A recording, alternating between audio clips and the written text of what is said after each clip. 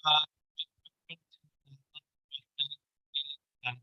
meeting October 17th. I'm standing in this chair that my liking for the name of today's meeting.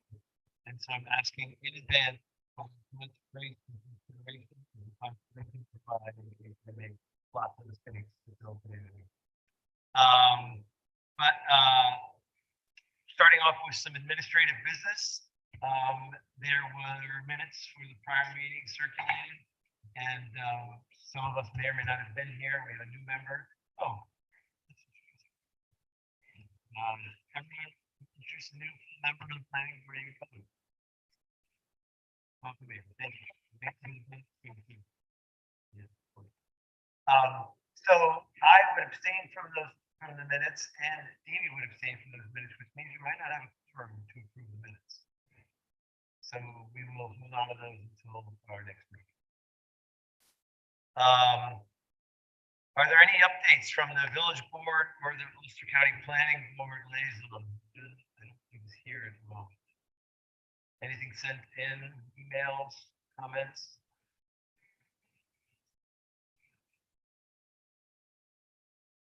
Okay. If our liaison joins late, and anything from the environmental planning board?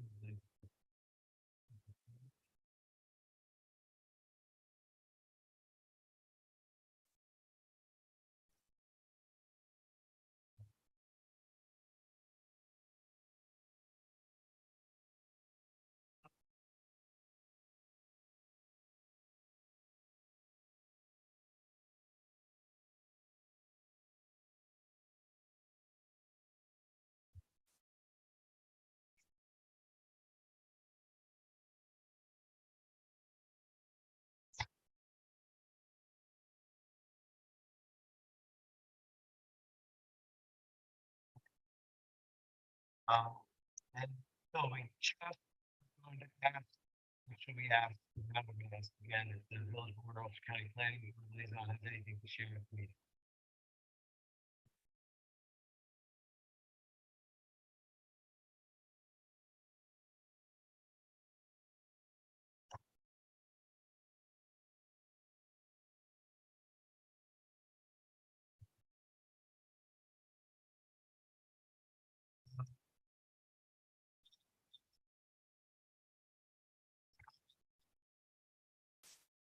Um, to the planning board, that they want to share, not public hearing about any particular project, of which today there are none.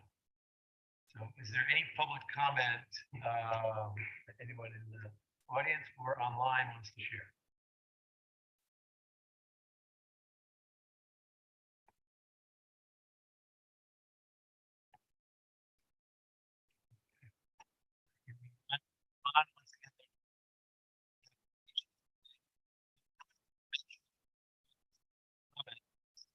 That there will be the next planning board meeting will not be held on the typical Tuesday, November 7th, because that's election day. It'll instead be held on Thursday, November 9th. And on Thursday, November 9th, the single item on the agenda will be the public hearing for New Paltz Apartments, PB 21AX, which has gone through their environmental assessment submission, which is declared as complete, I believe, in the last meeting. And so that has been distributed, and that will be the sole topic of the meeting. And maybe Emily, you could mention how the notification goes out about that. You understand?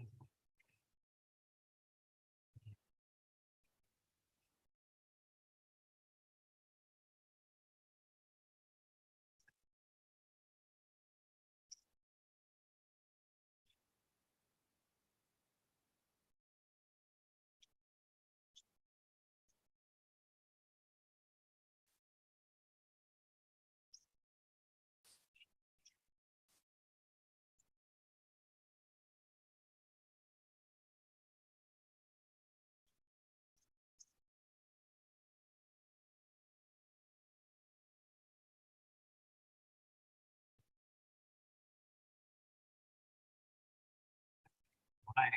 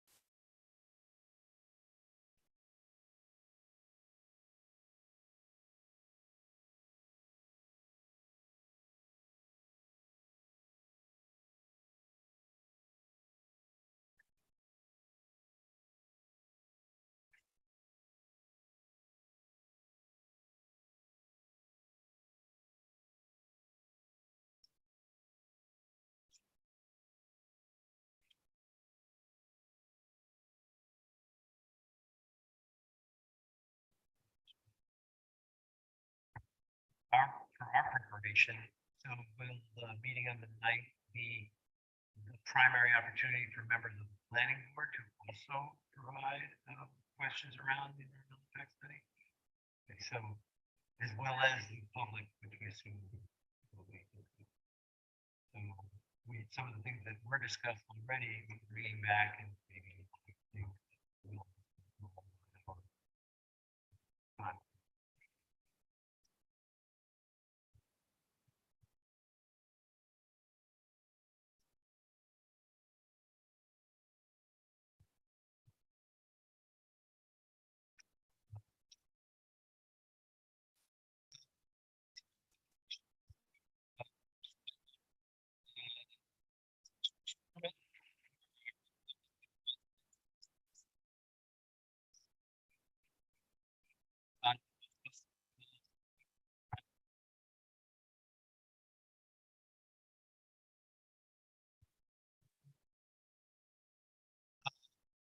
so for any questions, any clarifications, we're here to vote on the resolution for PB 2303,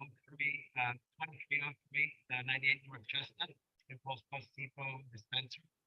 The approval has been, the resolution has been confirmed. There's typically general language in the resolution that I won't read. But what you'll find is that there are two specific conditions in the resolution that we want to make sure that we make clear, because even though the resolution will be signed, the specific conditions will have to be met before the plan is approved and work can begin.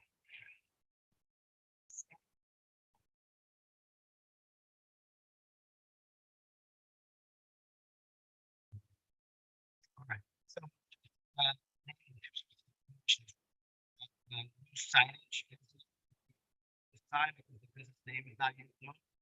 So the applicant will need to make an application pursuant to the code before installing any signs based on the. And then the conditions is to the traffic limits. It reads currently, before the facility opens for business, the traffic control plan must be approved by the village building inspector. At least 2 weeks before the planned opening, the owner or operator will submit a proposed traffic control plan to the building inspector. Such plan may include traffic control through the town police, the PVA as needed, and or provisions to ensure smooth traffic flow and minimize the impacts to nearby property. The facility may not open to the public until the traffic control plan has been approved by the building inspector. Anything in there that seems any different than what we've done? I mentioned there are several general conditions, but, and you'll have a copy of that. Looks like we can move, to vote. Will this be voice vote?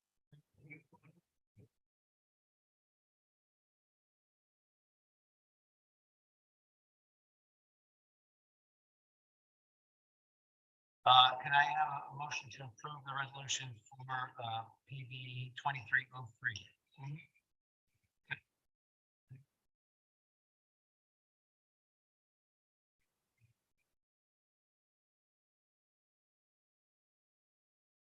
Aye.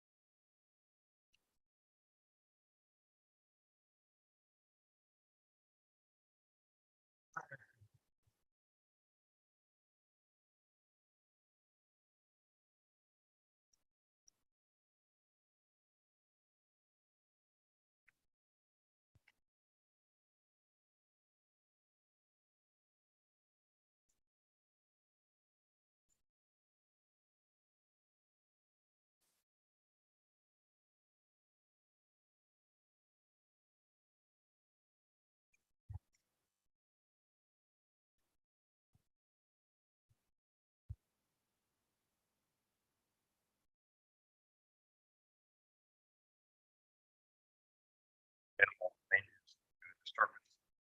Just dealing with some of the underground chamber design, adding in some treatment for offsite areas that didn't have any before.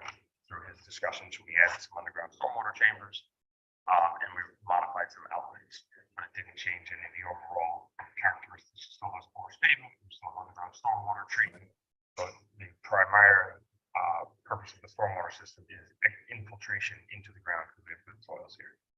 So 90% of it will be infiltrated into the ground. That was one of the other just updates, I guess, to the site plans. We also submitted a updated SWIP. Yeah, full split and everything to go along with those changes. In response to it.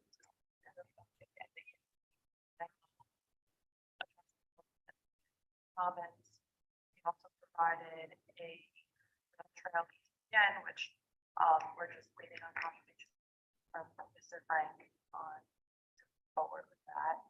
Right. So at the last meeting, Chairman Meyerle requested the affordable housing plan again. We had submitted it back in June, just under my firm's letterhead, but now we just provided it from back to the applicants. It's the same plan, so offering 7.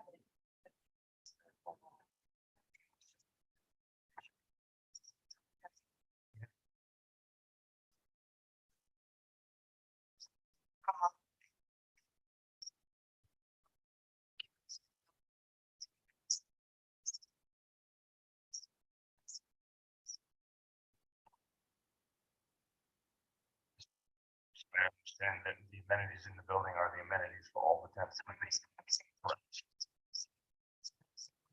My understanding, yeah, exterior is all the same. Is it going to be any difference? No, there's not. They would be. Anybody else?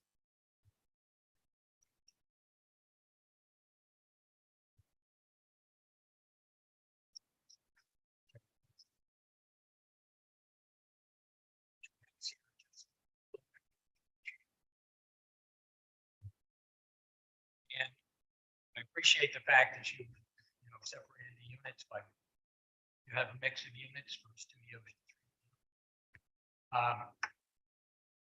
Cursory, off the cuff kind of analysis of the type of affordable housing you're asking, whether you would consider swapping out one of your one bedrooms for an additional two bedrooms.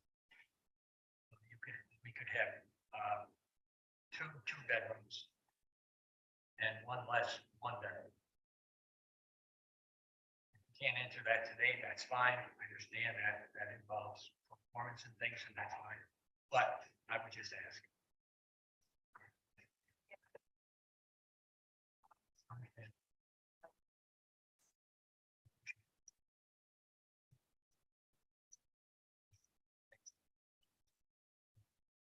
My understanding of all affordable housing units in these developments is that they are almost like roving units. They're not identified and segregated in advance in any way.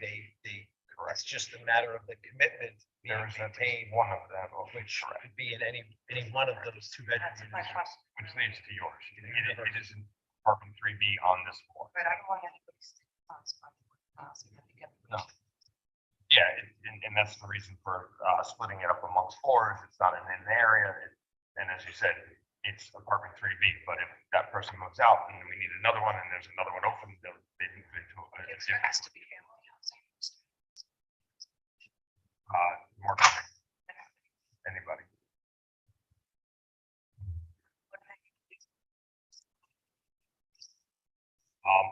I'm not 100% sure, so don't quote me because I'm the civil outside of the building.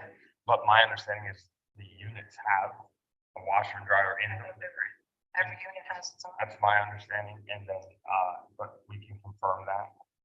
But there's some gym space and some other outdoor, an outdoor area over here that would be strictly for them. And there's also some type of hall area.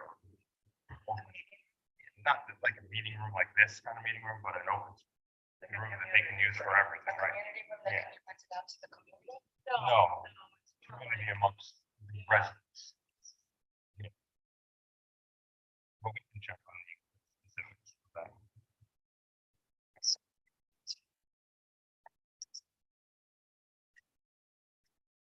There is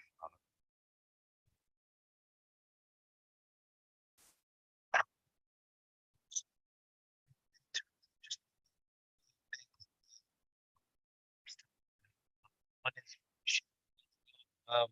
access from, it sounds like Attorney Frank is looking at that. It's it sounds like there's been some response memos submitted, which were submitted, I think, very recently, or at least relatively recently. I didn't get a chance to review them. I don't know the name. Yeah. the stormwater, that's correct. So, yeah, it gets recorded on, and we'll have to wait for Dennis's response to that. That's one of them.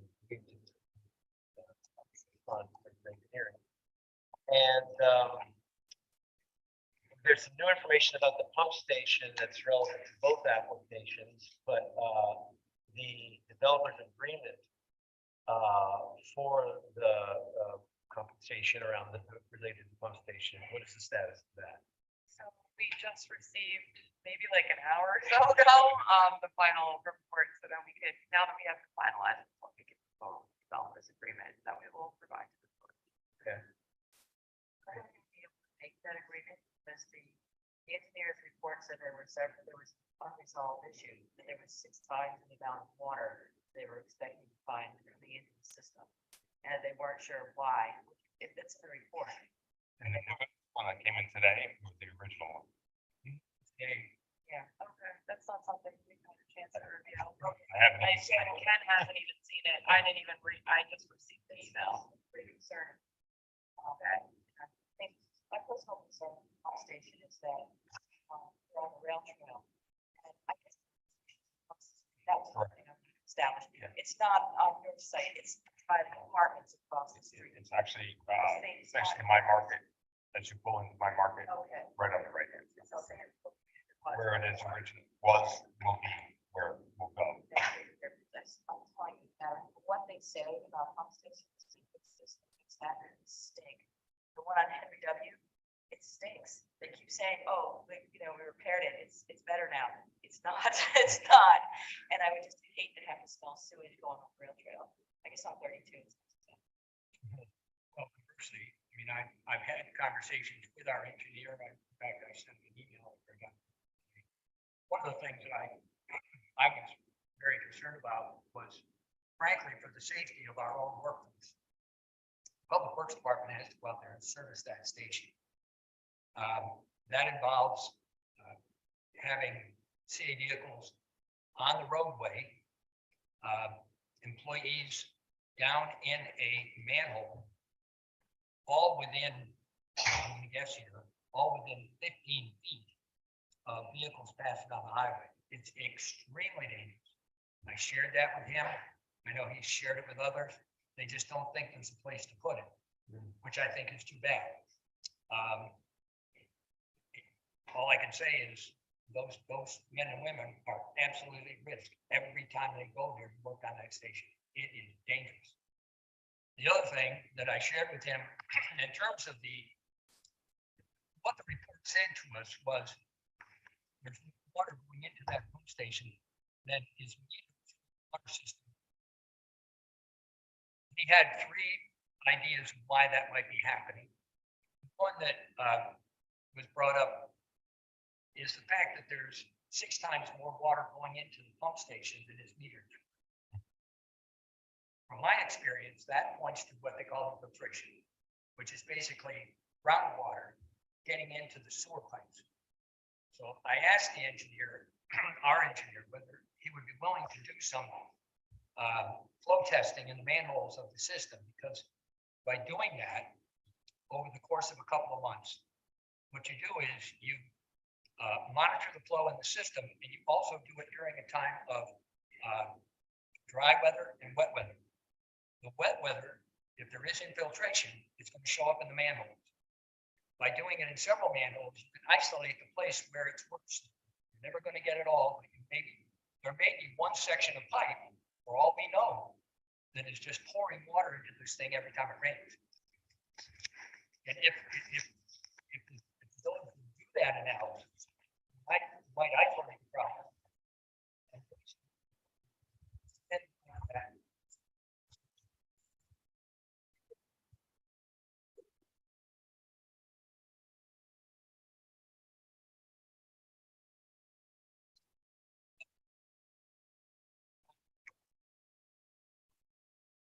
Right.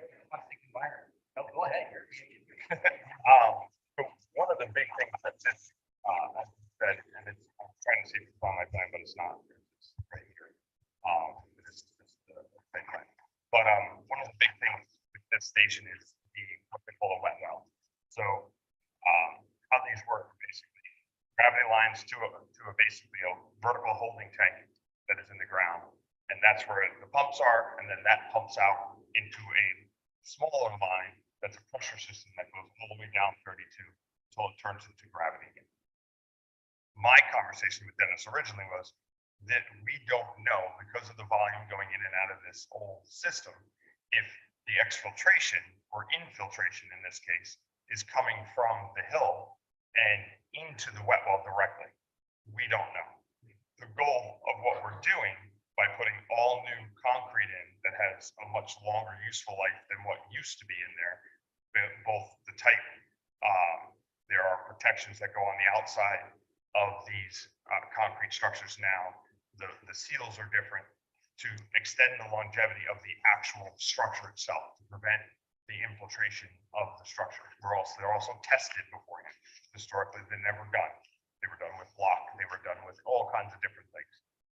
So the goal would be, based on my original conversation, again, I don't have the luxury of reading and being able to have the conversation with Dennis yet as to what his final findings were, was to get that wet well out, clean, put a new one in, get that online. That's step one.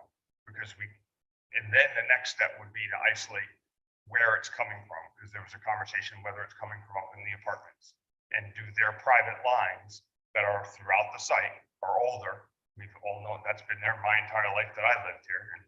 And that system, is that having a line infiltration in, and that's private property that requires them to go fix their lines. We're not sure. So you gotta do steps, like you said, down the line, but fixing the actual pump station is the first one towards that removal of infiltration.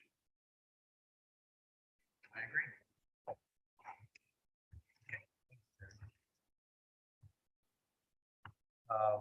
And then, there's also one other open item, legal item, which is the review of the car wash access. Yeah, that was provided to Emily as well.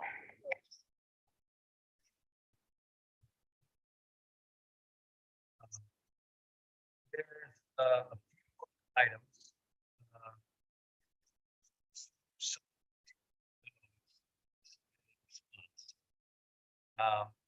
There is the potential for us to consider a resolution to authorize our attorney to prepare a resolution of approval. However, at this stage, it would have a couple, conditions that we would have to consider. Alternatively, which would be a resolution that would be approved on November 21st. Alternatively, you'd be coming back on the 21st to make sure that more of these loose ends at least are completed, and then pushing for the preparation of a resolution. Can I interject? Yeah, that's all right. The items that are outstanding, the stormwater SWIP, and, some of the pump station design, they all have to meet the DEC requirements. So, and there won't be any substantive changes to the site that the town or the staff or the planning board really sees. So, in my opinion, obviously it's just mine, those changes, we'll have to work with Dennis and meet them in order to get you to the chairman at the time to sign the plans, but they don't change what you're approving. They don't change the substantive overall project. So in most municipalities like that, we would be final conditions of approval. So we would like to request that if that would be agreeable to the board members, obviously. I would hope we would all agree to allow our attorney to draft up a resolution, given the authority to do that tonight. I do have a question. The parties to the pump station development agreement. This-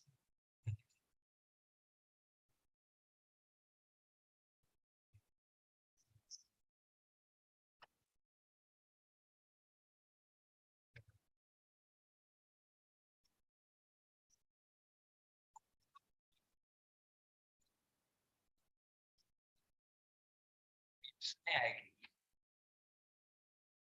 Resolution. not the attorney's mouth, but the resolution has to be. Parties to this thing, and everybody has to agree.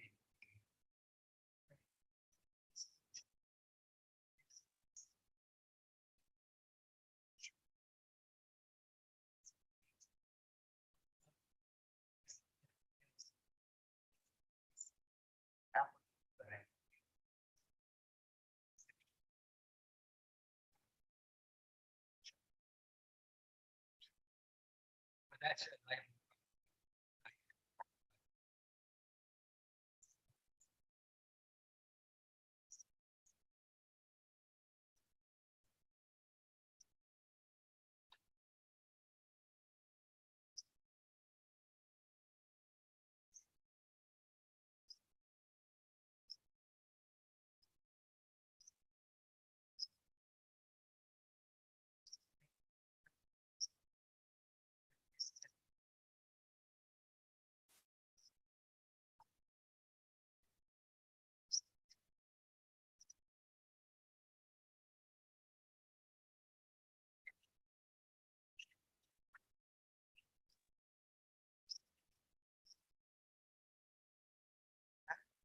I'm not ready.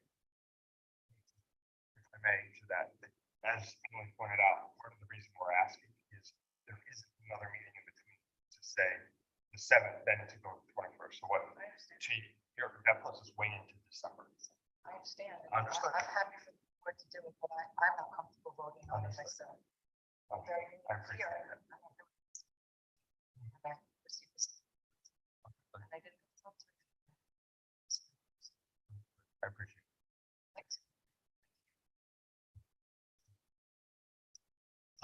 that's on the table. Let's, hold on 1 second. We also have the.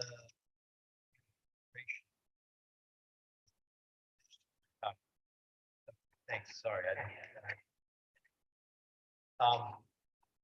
So, do we have a record of all the conditions? Do you believe you have a record of all the conditions that would need to be, included in the resolution? Because I think our resolution should include, a quick summary of what we believe to be the, if we were to resolve to authorize the attorney, I think we should make sure that we're clear on what special conditions would be included.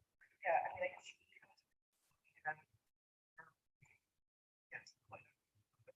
Yeah, but we won't, as a board, don't be able to clear anything that we have before. I mean, even though the attorney might review it, I think it would still be something we wanted to condition because the board will have not been aware that the attorney's completed and approved it. Yeah, I think I did it.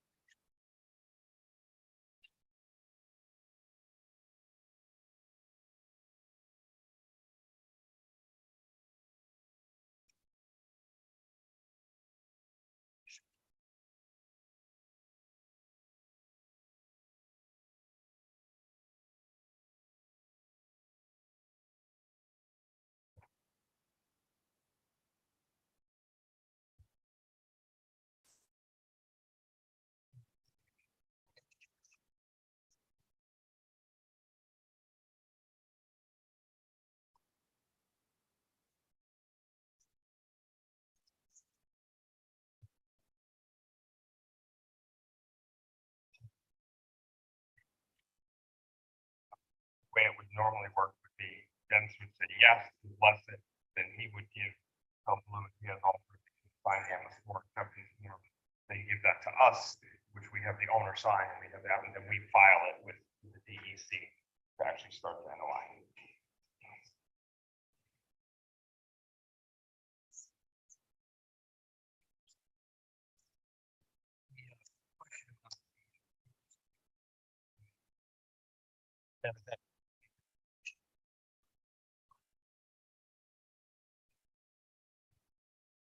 Well, yeah, we're gonna have to hear back, so.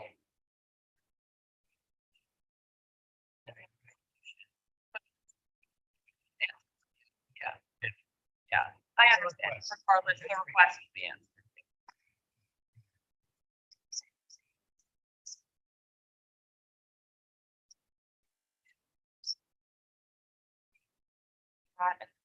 That it's not something that now, because they're working on other, They haven't finalized their route plan, and there's changes in all their bus stops. so they don't know if we'll have some new stuff there. Correct. But they don't know if they'll be able to give you a call.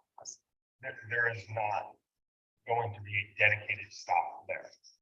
Currently, the bus route operates as a, hey, I'm here, or hey, I need to get off. So that's the way they will continue to operate in this section until they make up their plan as to where they can and can't stop, where they're going to set dedicated things throughout, because they're reworking their whole bus loop system. from what we They are understand. willing to make a stop by you guys.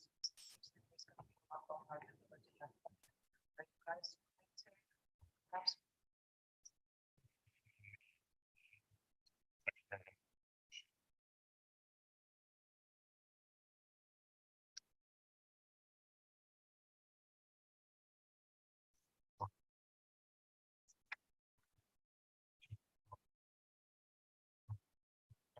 They finish their design.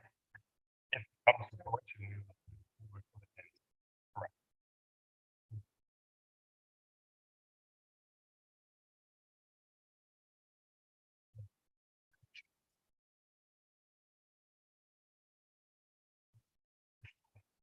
Final DOT approval is construction drawings ready for actual construction, which means we have to have a contractor on board. You know what I'm saying? So this is their approval. Correct.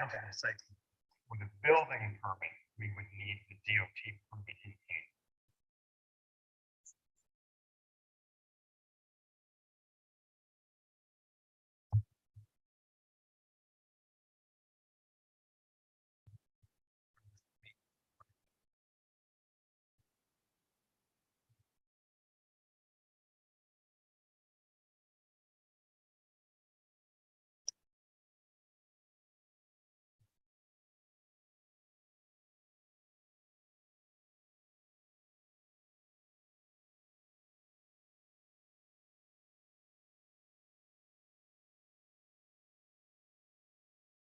else we can think of?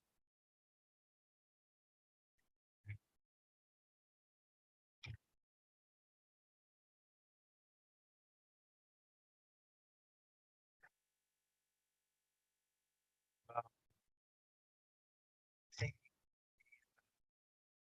motion to resolution for PB 2302 with a number of special conditions that we reviewed, and there may be, and for November 21st meeting.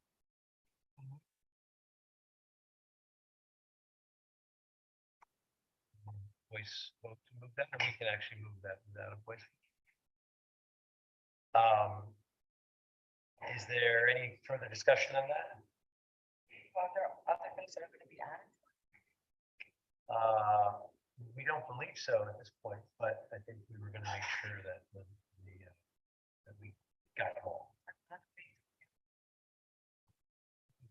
Well, this is the time to vote to authorize it. We'll have to vote for the resolution on the 21st. And How there do we may, know if we're gonna be well, at this point, all the discussions we've had don't indicate.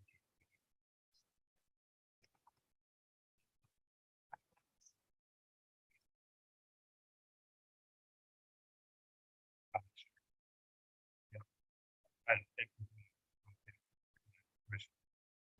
the owner applicant maintains multiple of their property.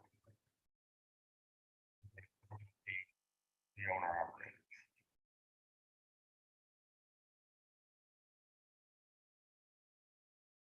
Is that-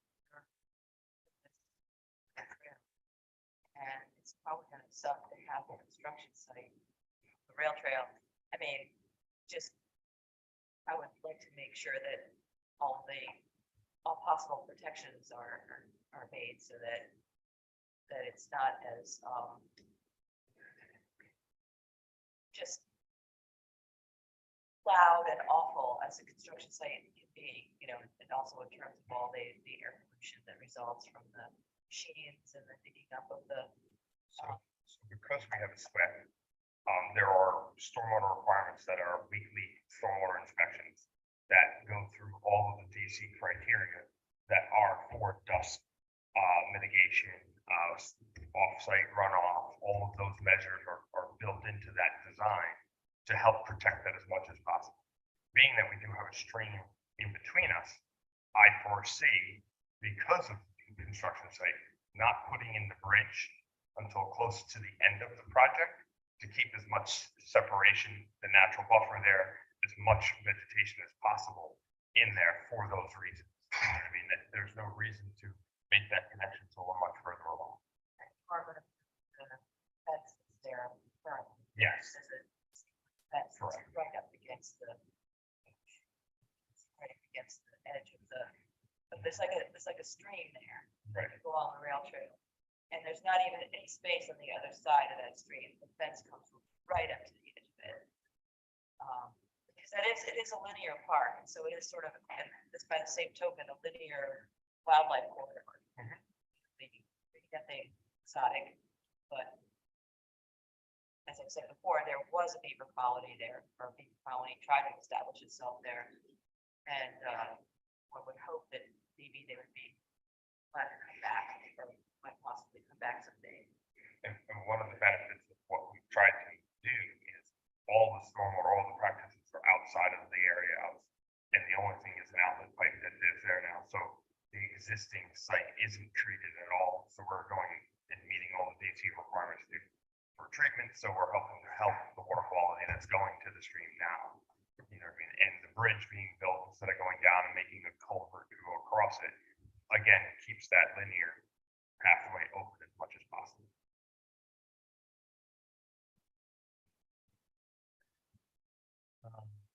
So if there's no further discussion, all in favor of the authorization to prepare a resolution share with the specific conditions we shared?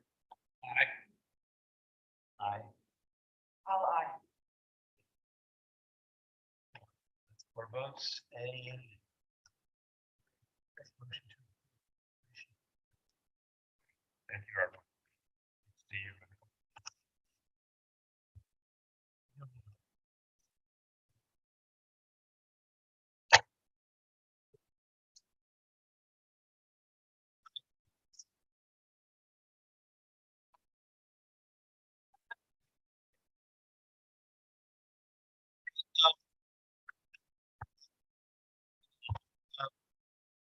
113, for South Van, oh, no, excuse me. PB 2211, 137 North Chestnut, Trail Link LLC. Claim my spot. Welcome.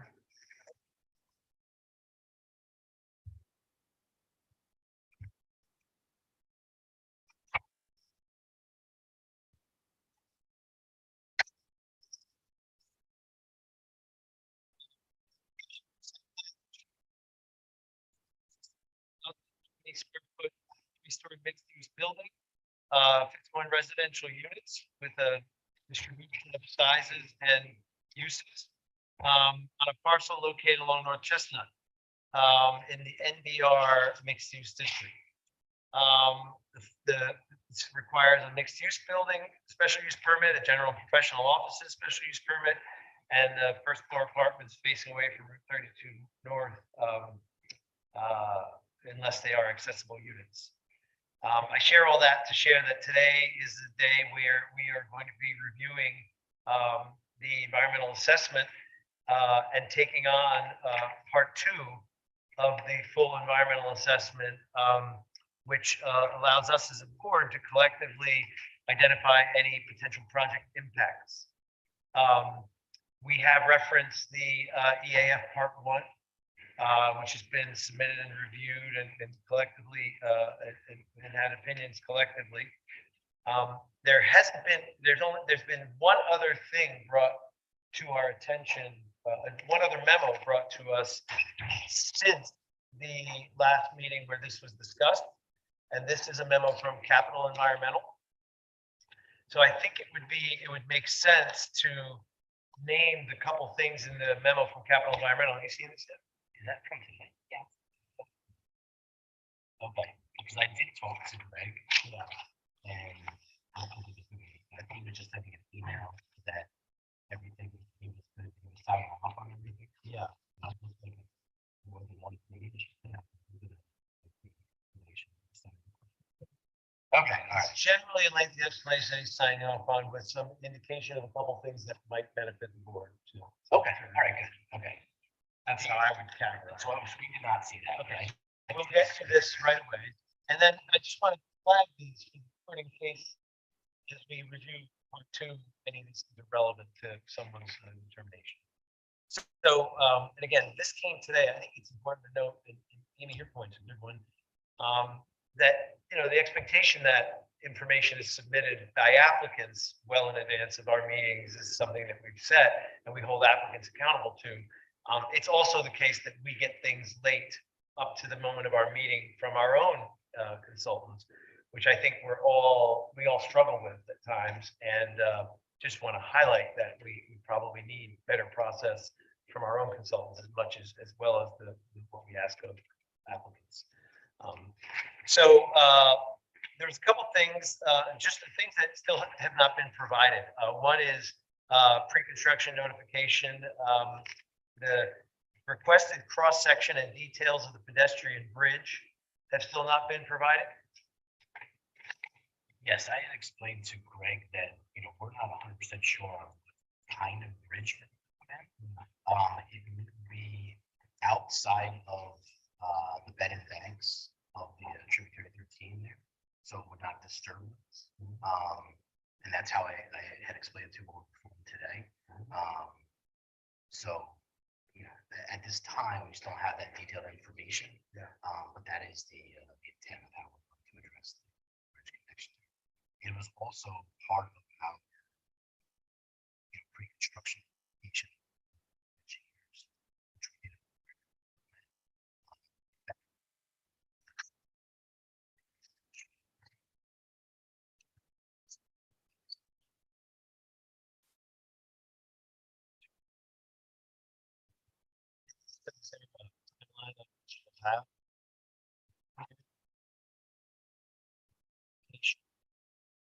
Running around that bridge. I mean, there is some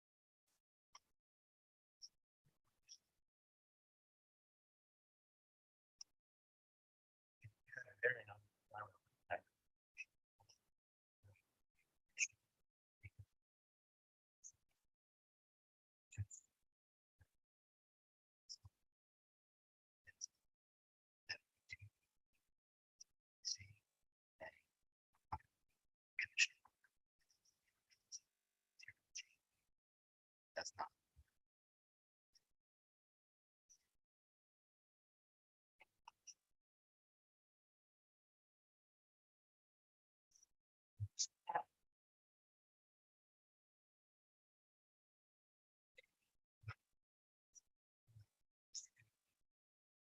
If you,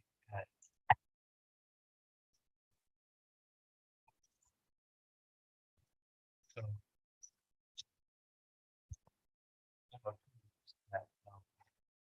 Capital trans, there's no information related to the wetland delineation provided by the consultants. And so maybe that's something you could also address in the same explanation. Yeah, our wetlands count.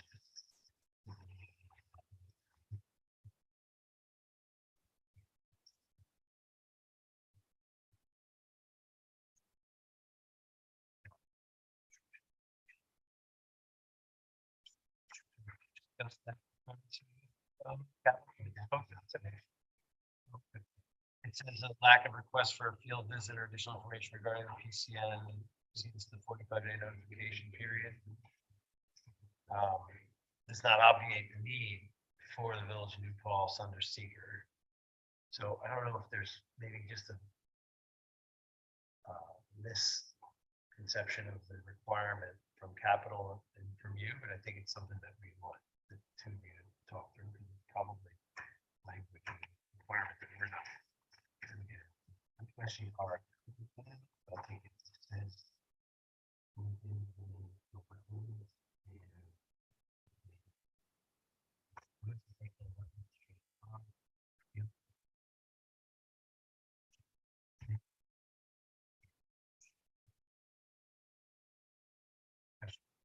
Like plans one, yeah, no. Five, well, like six. Of the general. Making a quick response memo to this that points to that would be a way to begin. And then I'm sorry, you can explain something. So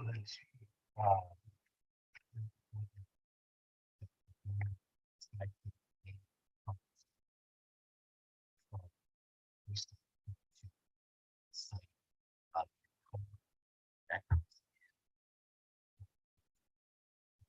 car wash, and then there's a connecting plate here, which you can, this path is open. This path, and this. This.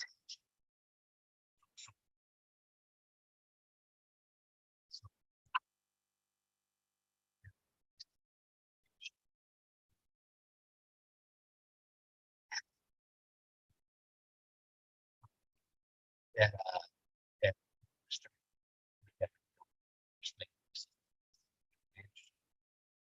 Yeah.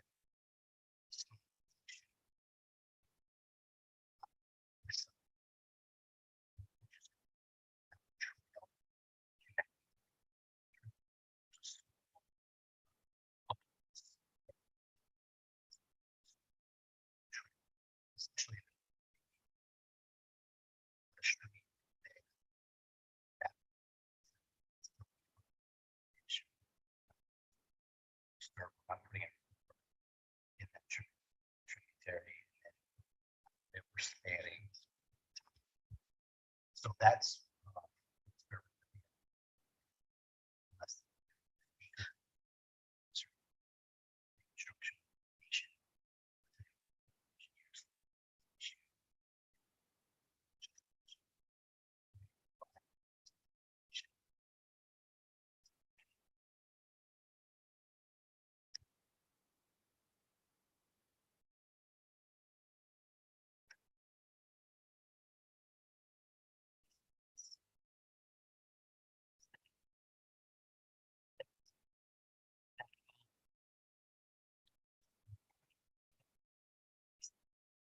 They have like strict.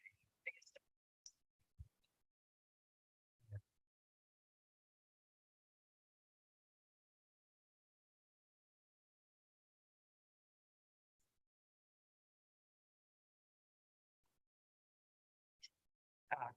amount of runoff and continue So we actually, yeah.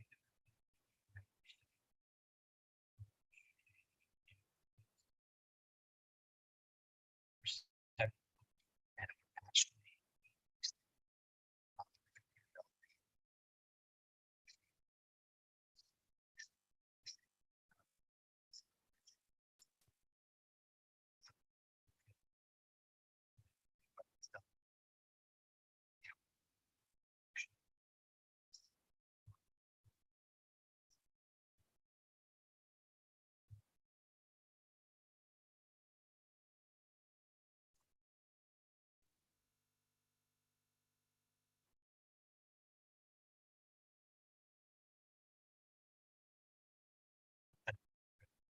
No consequential materials.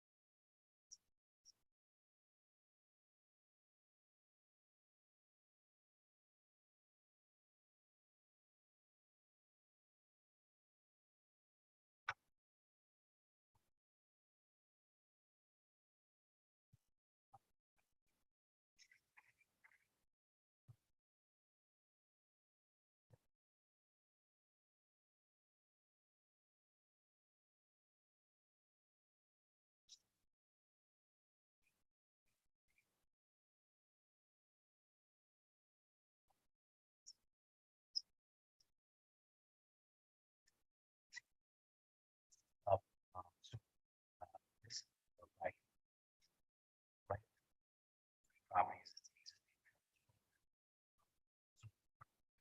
Side to that crosswalk. Connection. They're able to choose on it, direct. Yeah, we have sidewalks. In the area. We have this is the gravel trail connected to southwest. As well as to this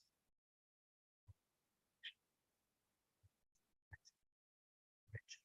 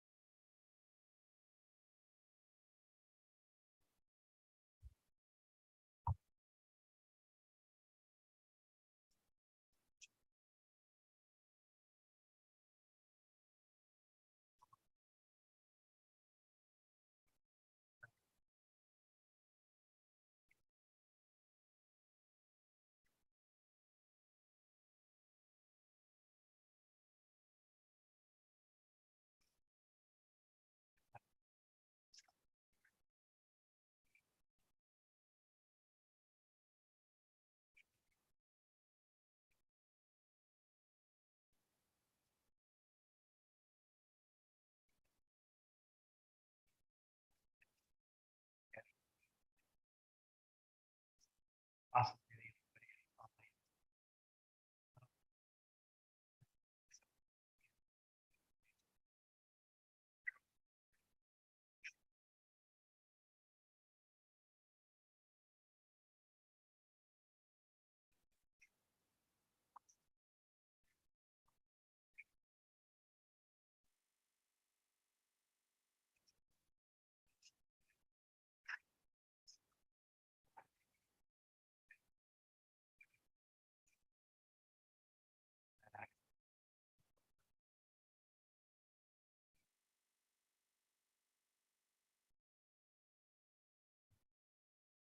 So there are a few small issues that would also need to move forward in terms of this application, but they're small technical issues, and they're the same ones we just reviewed, and then we should get into the part two. One is applicants seek rail trail access approval from the village board. That is the village board, not the planning board. Attorney and engineer review of the developer's agreement for the pump station, similar to the conversation we had earlier, and the attorney and engineer review of the stormwater. Town engineer.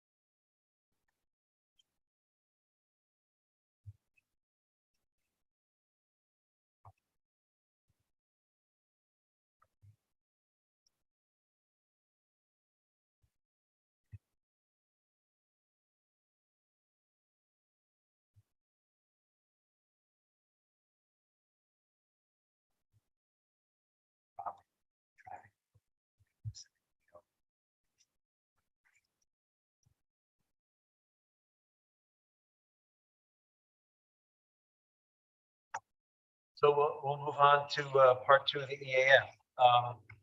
Our chair was thoughtful enough to prepare kind of an assignment sheet for us, but of course, everybody has an opportunity to comment on any one of the items on EAF. What we're doing here is moving through all questions, all 18 questions, and then any sub-questions that are required, with the goal to determine whether there are any significant impacts of the project on any of the qualities that are outlined, and if so, what specifically those impacts might be, such that we might we might have to pursue mitigation or other ways to address them.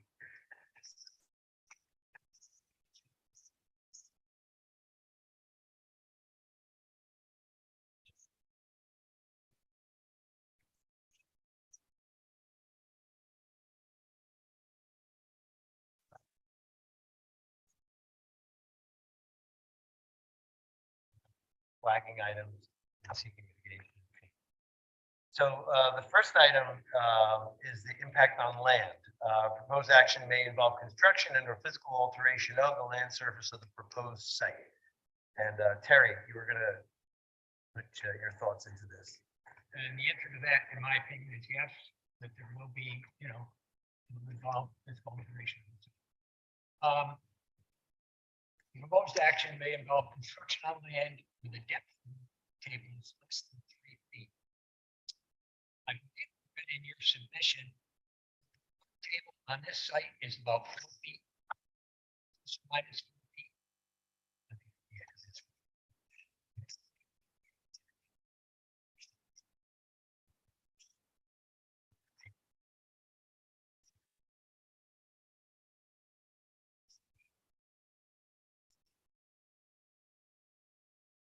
The other thing I noticed is the bedrock is, I misspoke. The water table is plus or minus 1 foot, according to your submission. In the EAF, which again is that's for the average. We took that from the And the bedrock is plus or minus 4 feet.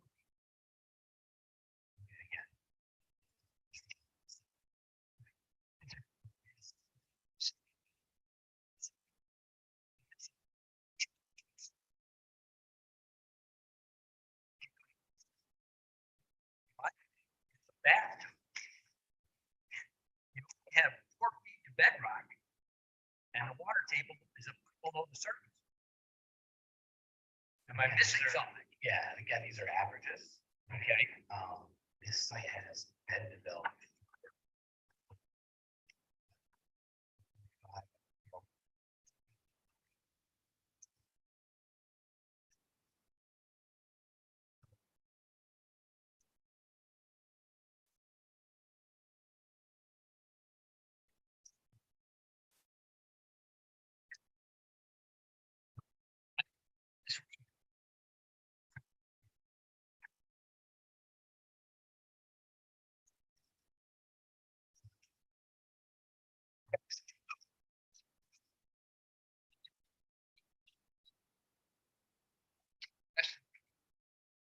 and a bedrock surface at about 4 feet. I'm saying this could have a large impact on the site. Not knowing, is it 50% of the site? Is it 20% of the site? Is it, I don't know.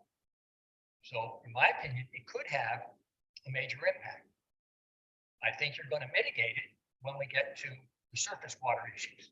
But just put that in the back of your head, that in my mind, I'm looking at a bathtub and I walked the site. I mean, I saw how they built it.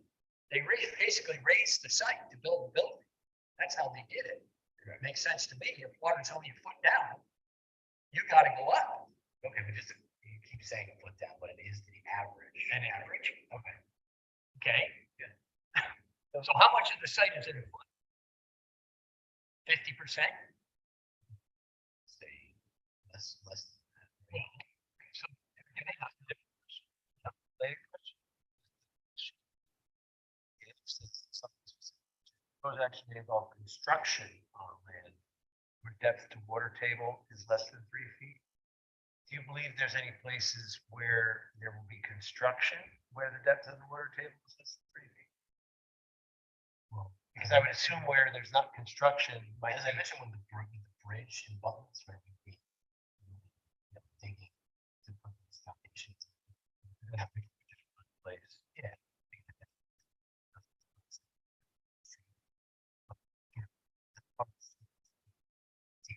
Practices, things like that, are required.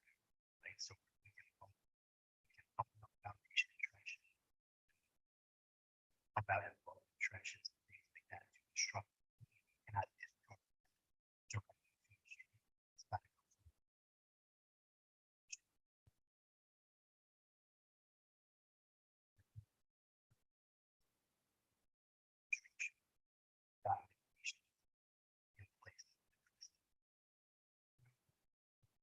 Just my impression. I'm not the engineer. So let me go through the other questions. Those two factoids stick in my head. I think. The construction on slopes of 15% or greater, there's no impact of it because there's no slopes.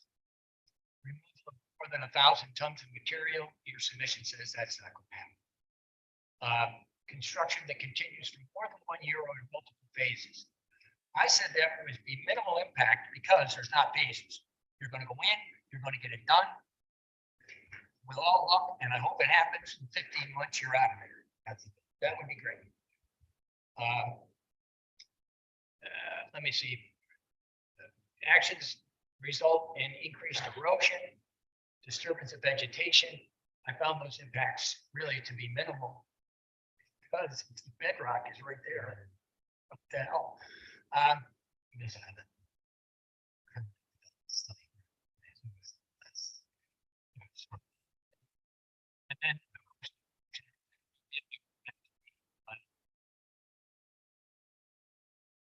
that's all I have on the land. Let's get back to surface water in a minute.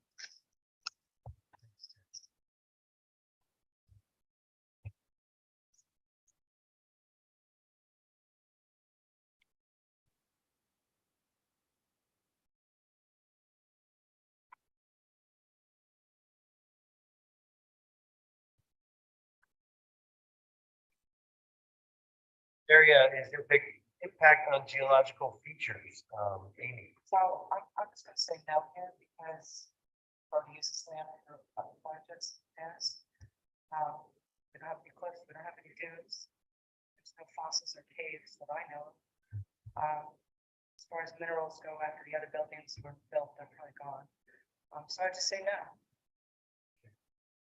Thanks. Moving on to number 3, impacts on surface water. Terry? Here I say yes. the many impacts. Now, I think I read your plan that you're gonna create 2 ponds.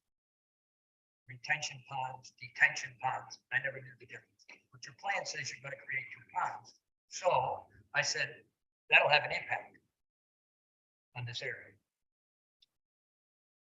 It might be a good impact. But let me just ask you a question. Okay. If I read the plan right, the ponds are between 3 and 5 feet deep. I think a contour line is a foot. Am I right? Engineer?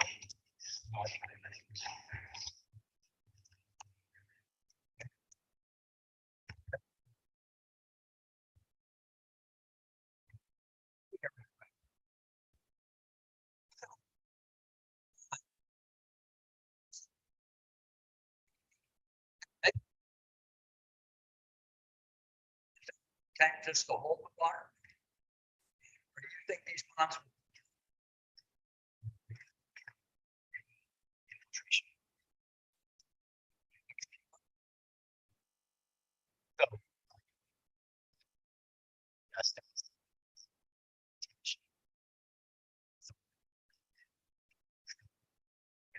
that is running. Go into that.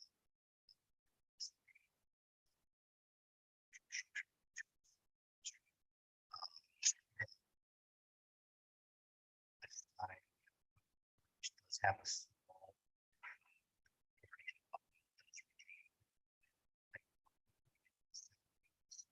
6 inches.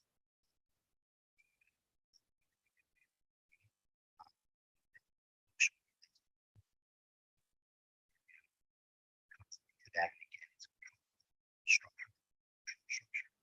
So that discharges to the adjacent.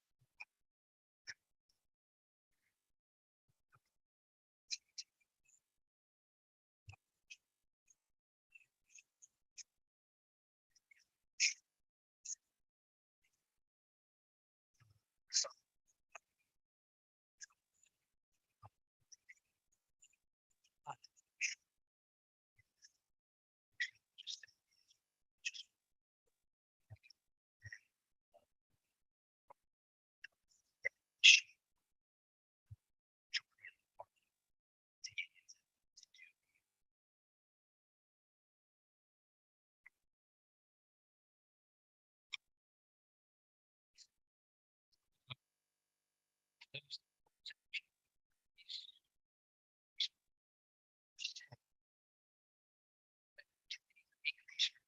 just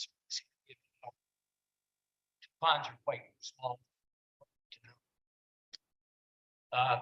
There's no dredging involved here at all. I didn't. Don't touch this. Don't touch this.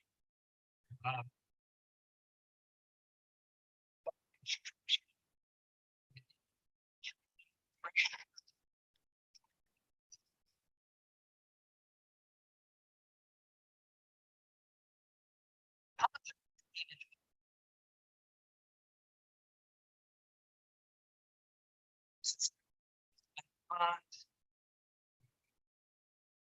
The outflow structures to mitigate that runoff so that we're not, number one, eroding the area it's running off.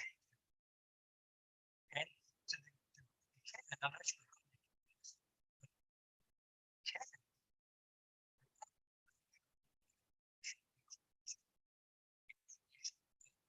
Gasoline.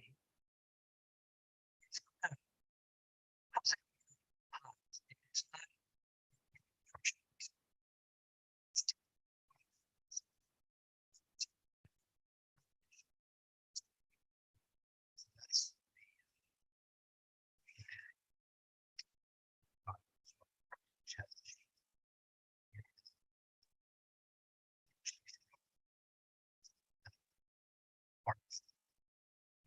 That's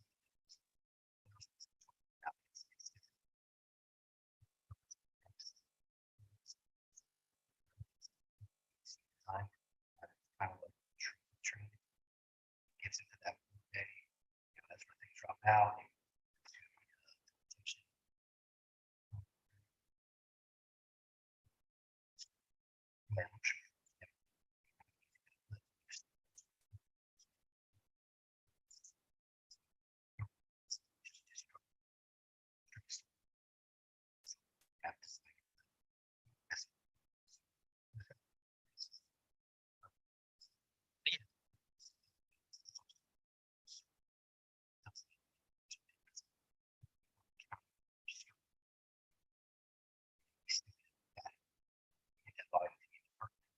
As sediment, continue to be built up in there.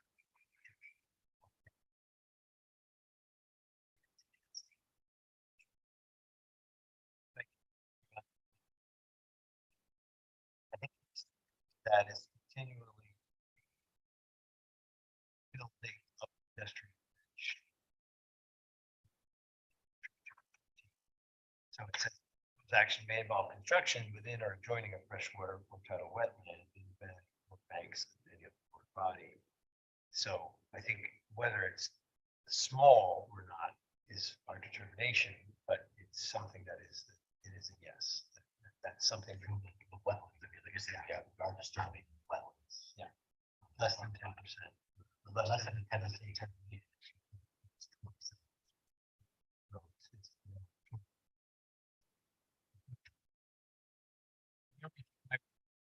Asked that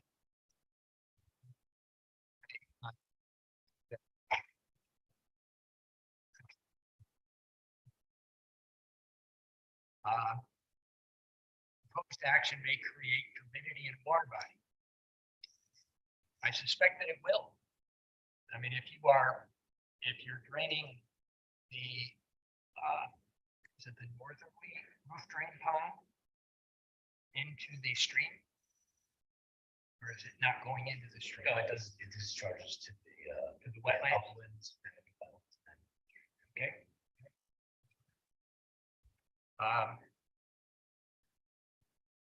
May include construction of one or more intakes. You are building some intakes here, right? I mean, there's got to be Intakes. construction of one or more intakes for withdrawal of water.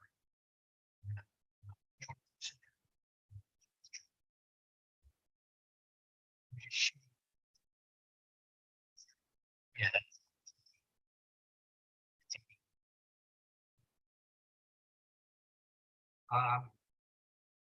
Construction of one or more outlets to discharge wastewater. That action may cause data sources to mitigation receiving may happen, but it looks like you're going to mitigate it by using these outfall structures with riprap and things like that. Yeah, and then also from a sediment standpoint, part of the SWIP too is the appropriated sediment control plan, and there are silt fences, there are silt socks, temporary sediment, things like that. That is required so that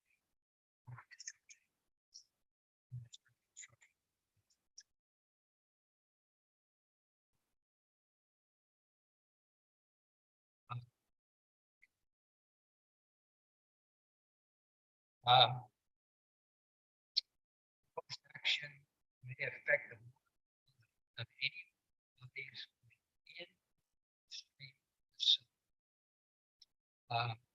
It seems like you're mitigating that again through the ponds, the forebay, the outfall structures.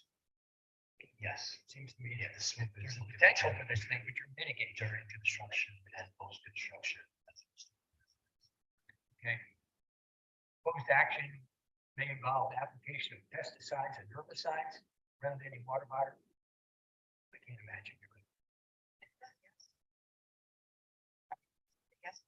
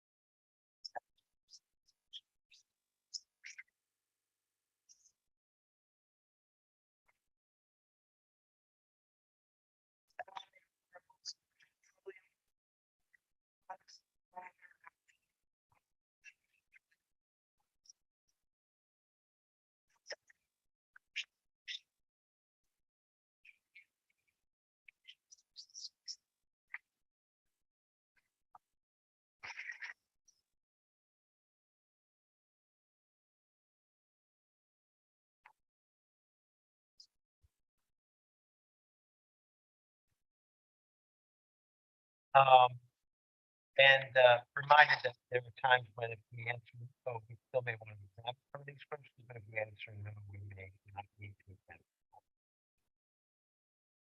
Okay. Impact on flooding, that was assigned to Zach. And Zach indicated no impact and included notes that to indicate that the project is in a 100-year floodplain. However, the project will not significantly affect floodwaters and stormwater drainage features will reduce the impact of flooding compared to current conditions. So it made improvement overall. Moving on to number 6, impact on air. Terry Dolan. No impact on air.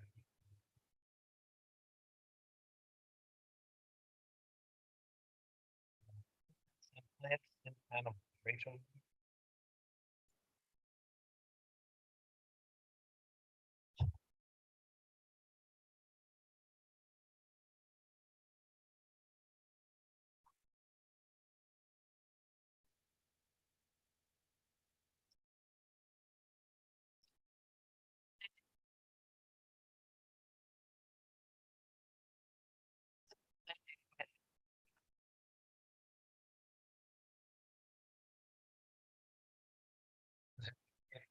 Questions?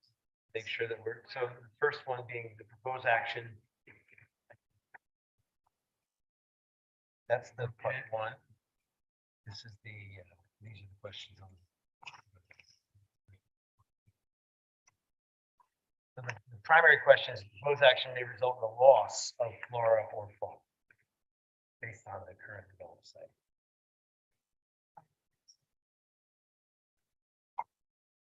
And if that's a no, we typically don't have to go through the others, but they talk about reduction or degradation of endangered species and then habitat and rare threatened species. Thinking any of those are an issue.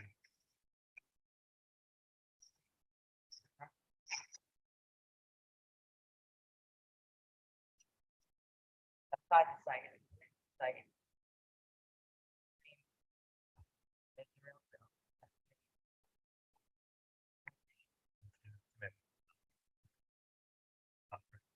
But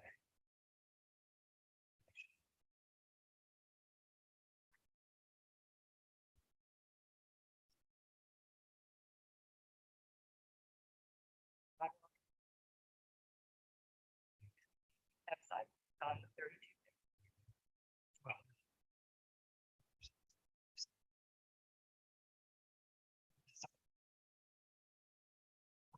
safer growth.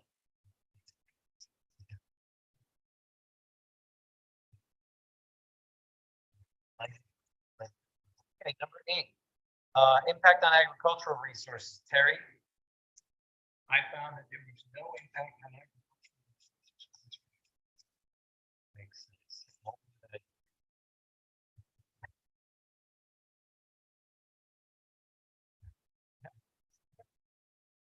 Right. But agricultural resources. It's not the problem. Zach was asked to comment on impact on aesthetic resources. I'm going to read his comments. Impact on aesthetic resources, Zach indicated yes. You know, it's difficult to determine whether it meets the criteria, but he indicated that on a couple items, the proposed action may be visible from an officially designated federal, state, or local scenic or aesthetic resource. No, although the site has been noted as one that might change a view of people that are local to the area or live in areas across the way or traveling on the street. The proposed action may result in the obstruction, elimination, or significant screening of one or more officially designated scenic views. That's a no or small impact. It's not an officially designated view, but again, you know, honoring the public's comments around that this will change the view from several locations. The proposed action may be visible from publicly accessible vantage points, seasonally and or year round. That's also a small impact, or no or small in both cases. Situation or activity in which viewers are engaged while viewing the proposed action is routine travel by residents, including travel to and from work, So that's where you get into, that routine travel will be affected. It will have it will be a visible, structure. And also recreational tourism, if you're thinking about bicycling, you already have that, but again, small impact only for the moment where it's passed. Proposed action may cause diminishment of the public enjoyment and appreciation of the designated aesthetic resource, also indicated as no. And then there are similar projects visible within the following distance of the proposed project. And so Zach indicated no. There are, oh yeah, right. There are similar projects. Wait, let's make sure we're not getting this question wrong. Double negative. Yeah. It's a double negative. There are similar projects visible within the following distance of the proposed project. The answer would actually be yes. Yes, if it had moderate. severe impact. The answer would be no.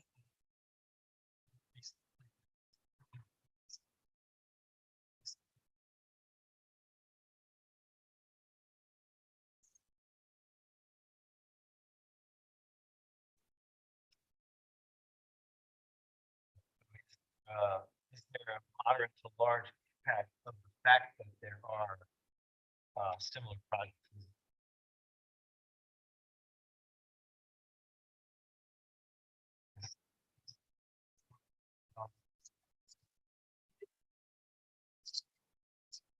Address the idea that maybe the large structure or structure of a particular type being built in sequence to each other that would totally diminish the aesthetic resource in question. That section.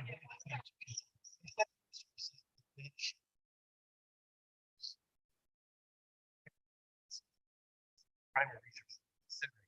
Question just is if having these near each other would have a moderate to large impact.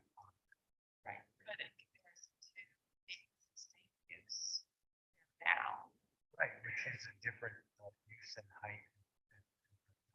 I understand, I'm just saying the redevelopment of these proposed uses, it could be argued they're unifying the sites to what they are now and not diminishing. Aesthetic use per se.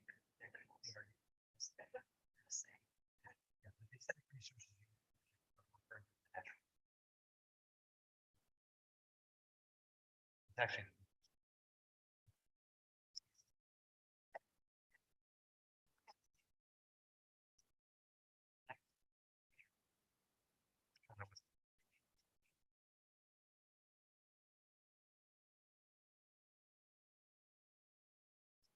Questions come in, the distance between them, the size, the materials that have been chosen. There's lots of feedback available has been given on that question.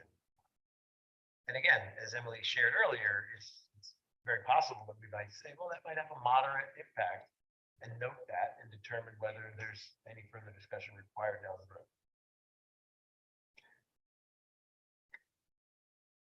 Well, I guess my personal opinion is, I think we have a very small one. But for the good of the order, if you want to say moderate. I wasn't suggesting that. I was just saying. They have a moderate impact. I'll be honest, I just don't see people walking north or south of Route 32, gazing over at the ridge and being offended by the fact that the whole corridor has been redeveloped. Frankly, I'd much rather see redevelopment on that site than what was there before. And certainly what's there now.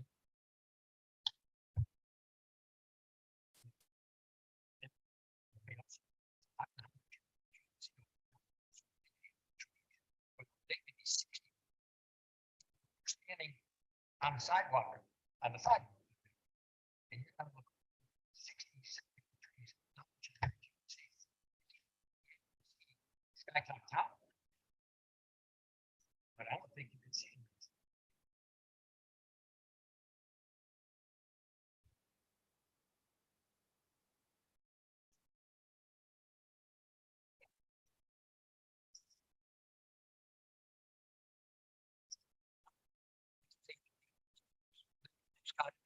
across the street. Those trees, even 50 feet up.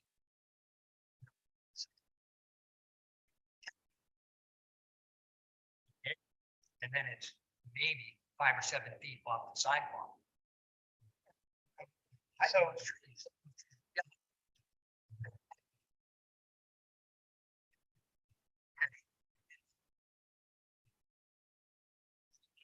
Feel strongly about this being anything more than, small.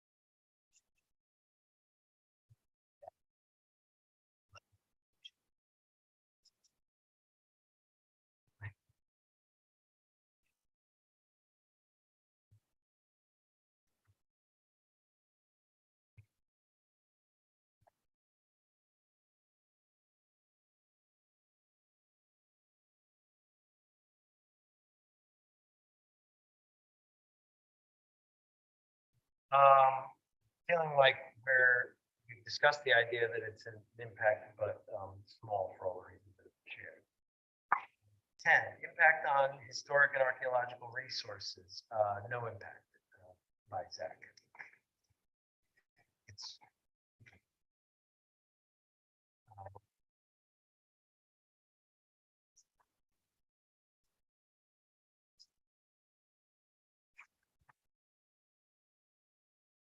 Um,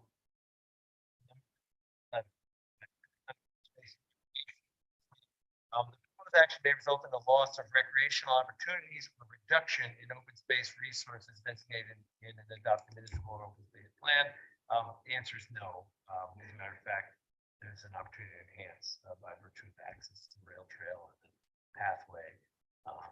This does not take into account the discussion we will have around whether the development will create an increased demand for open space and recreational use, which is typically the justification for potential recreation fee, but it will not take away recreation space by its.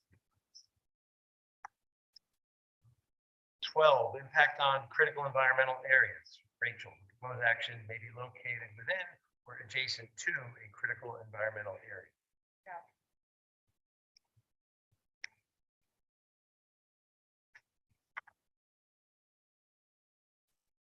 13, impact on transportation. That was made. Proposed action may result in a change to existing transportation systems. And that indicated yes at the top level question. There was quite a bit of traffic information provided and a return with even more traffic information provided based on some of the conversations the board had, as well as the engineers, our engineers' questions. And I think a lot of that very adequately addressed some of the questions for expansion and clarification of the traffic impact. So A says projected traffic increase may exceed capacity of existing road network. No, I think it's fair to mention though that there are some places in this neighborhood where development is proposed that already have relatively poor performance in terms of traffic study, and but the data and the research is showing with all the right assumptions that this is not making it markedly worse. The proposed action may result in the construction of paved parking area for 500 or more vehicles. Lord help us. The proposed action will degrade existing transit access. No. The proposed action will degrade existing pedestrian or bicycle accommodations. No, and may improve. The proposed action may alter the present pattern of movement of people or goods. The answer is no or small in that area. So although the overall question that it will have an impact is yes. I think it's all no or small.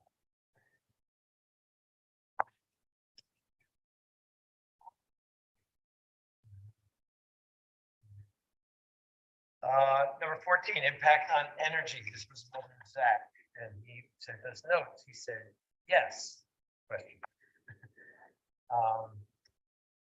Meaning probably that he wasn't quite sure if it would have a significant enough impact. The proposed action will cause an increase in the use of any form of energy, stated in EF Part 1. However, all of the sub-questions are no or small impacts or impact on energy. And just to make sure we're on record for going through, the proposed action will require a new or upgrade to an existing substation. No. The proposed action will require the creation or extension of an energy transmission supply system to serve more than 50 single or two-family residences or to serve a commercial or industrial use. No action may utilize more than 2,500 megawatt hours per year of electricity. No. Proposed action may involve heating and or cooling of more than 100,000 square feet of building area when occupied. And that's no. All right, we're moving. Okay, for the number 15, impact on noise, odor, and light. And that's Amy.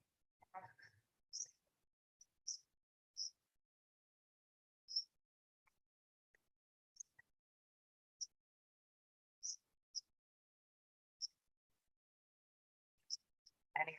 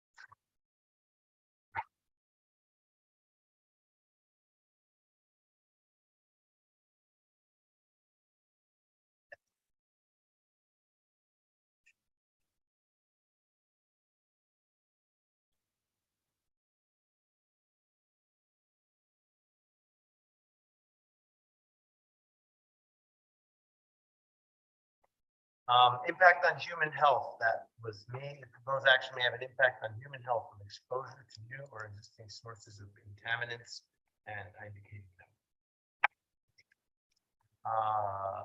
Consistency with community plans. Rachel. first question being, the proposed action is not consistent with adopted land use plans. Double negative, don't let me touch it.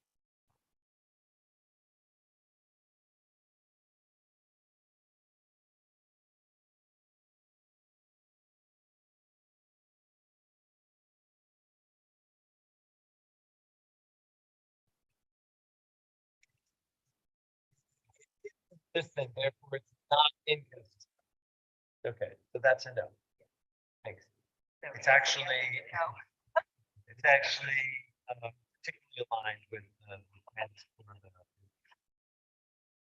And lastly, consistency with community character, and that was also Zach. Which he neglected to do. Zach's homework. The proposed project is inconsistent with the existing community character, is the primary question. And I think we can say that the community character of that immediate location is not something, it's not existent. But that there has been some input, from, the design commission related to whether the design of the building is one that might fit, aesthetically into that location. But open to, is the proposed project inconsistent with the existing community character? Is the question. I believe it is consistent, but I look at community as being much broader than North Chestnut. Very consistent with what involves has become the last 10 years. Seems to me seems consistent. I would agree. And it has questions around, does it replace or eliminate things that are of importance? You know, it's kind of the question of, is it displacing, things that are valuable to the organization? Is it displacing housing that's needed, that's actually supplying housing? Yeah.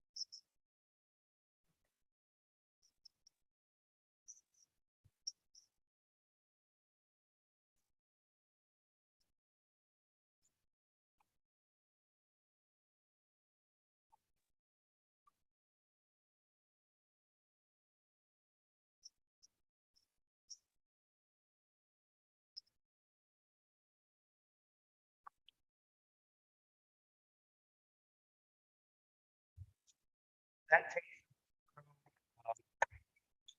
PDF part two. Uh,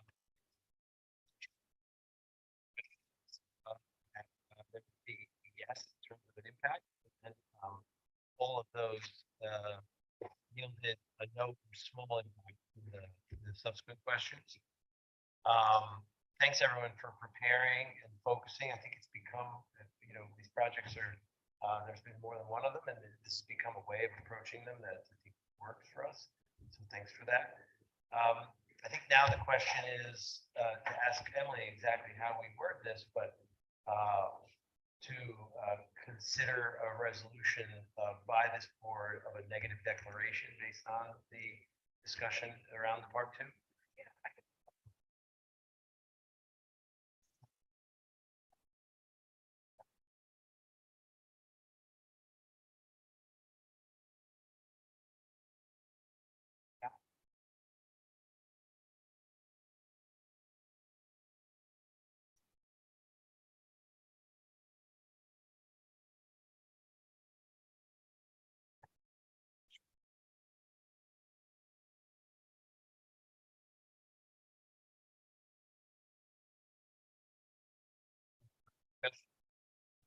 I hear a motion to authorize our attorney to prepare a negative declaration of impact for PB 2211.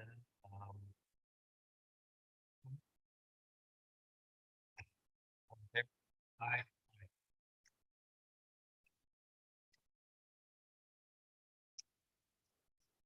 That's-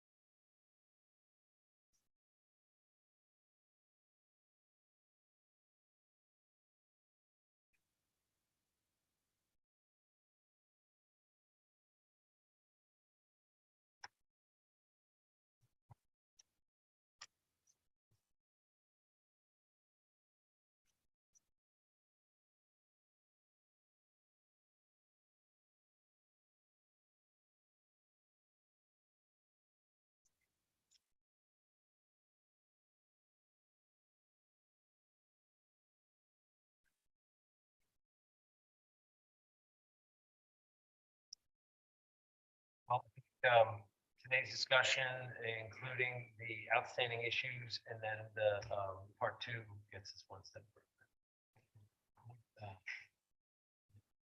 Yeah. Would the board,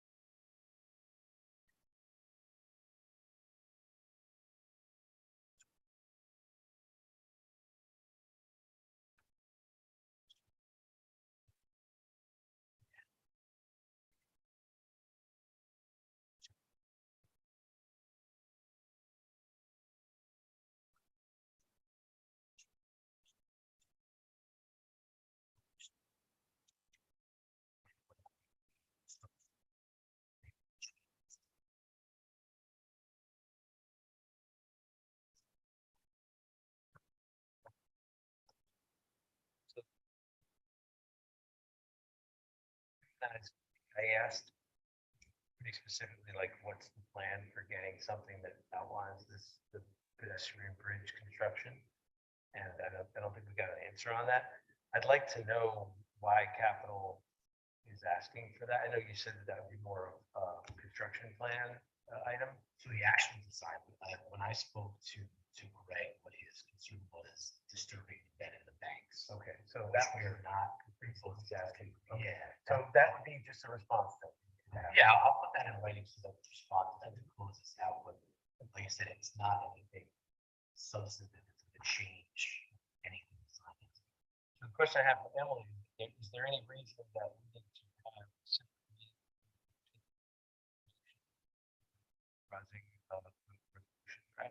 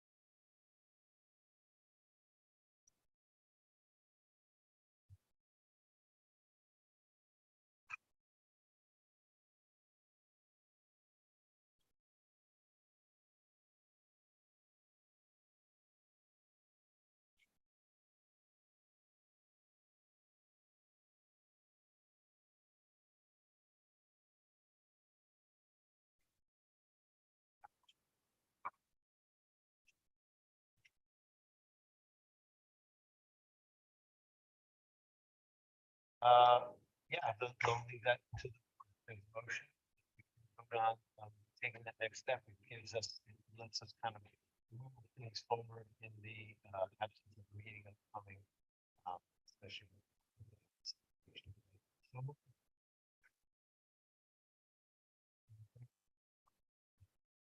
Aye. Okay, so, that, provides an opportunity to have on the 21st, both the approval of the negative declaration, part 3, as well as, a review of the resolution. Responses, make sure the chemical stuff's all resolved in writing and a conversation about it. There's some open items that are mostly legal documentation and,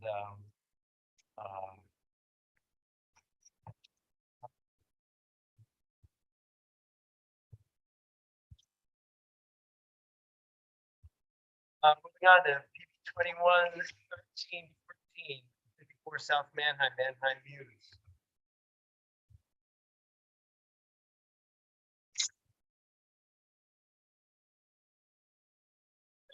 Try to make sure I get this right. This project received planning board approval on November 15th, 2022.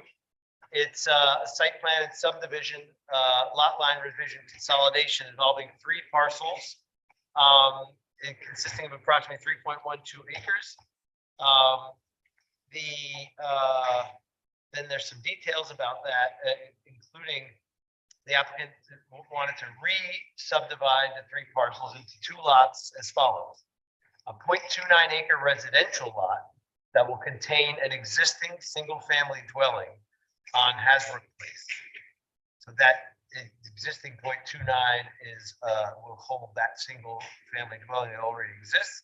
And then a 2.83 acre lot currently containing an office building that will be demolished and a new senior citizen residential development, which is 2.5 stories, 51 unit building with associated driveway, parking, landscaping, lighting, etc. to be constructed. Again, both the subdivision and the site plan were approved And the applicant is here because some time has passed and they are seeking an extension of the existing approval of the site plan and potentially the subdivision in order to continue their process of seeking support and other, construction requirements to move the project forward.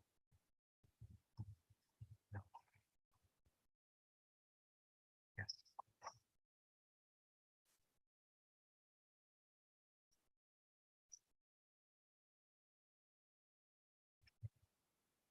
Context of your proposal, talk about whether it's a pilot or any other exceptions being granted by the village or town for the project. Sure. I'm Andy Willingham Engineering, Keith Weiber, representing the applicant. So, as you said, this project went through quite a detailed process. Yeah. For about a year and a half, around the board attended last November. I think you were there part of it at least. Yeah. Right? Whenever you was there, was there. So essentially, it's a 51 unit senior development project where we're leaving the existing house off Hasbrook Place, and it's 2.5 stories. I don't know if I remember the plan. What kind of details involved? We went through the whole process of adding landscaping and lighting. The neighbors had some comments that we addressed as far as lighting and landscaping. There's a lot there. I mean, there's quite a bit that we went through in many meetings to get resulted in a really good project. And I don't know if Keith, you want to go over kind of how the funding process works and why we need the extension.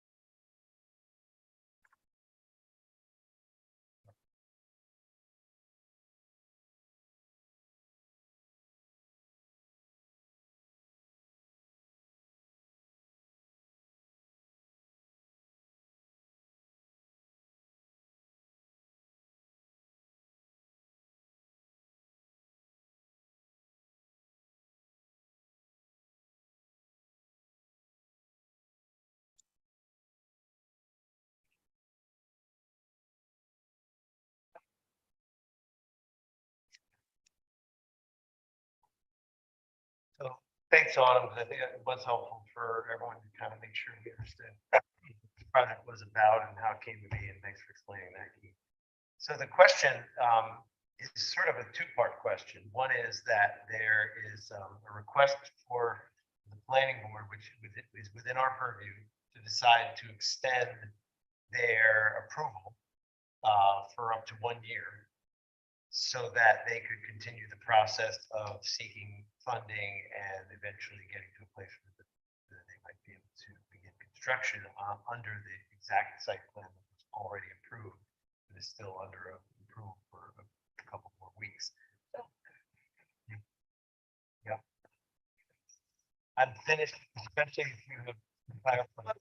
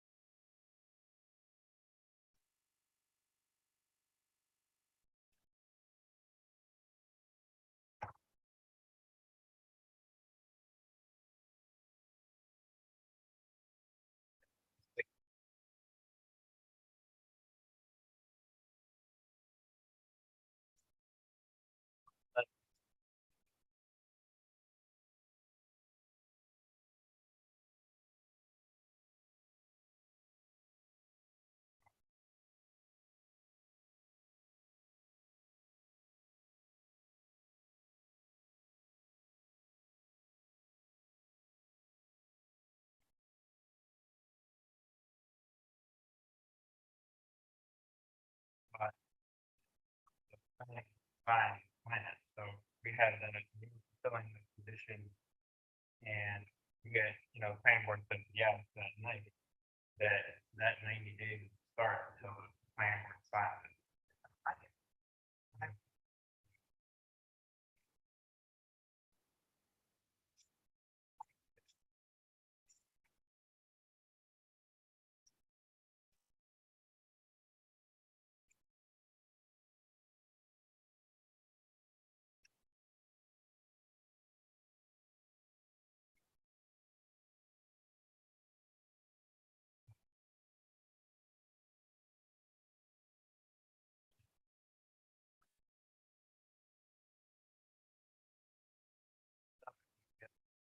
Question, which is the application that you're seeking to submit requires probably evidence of approved plan. Does it also require evidence of an extended subdivision approval?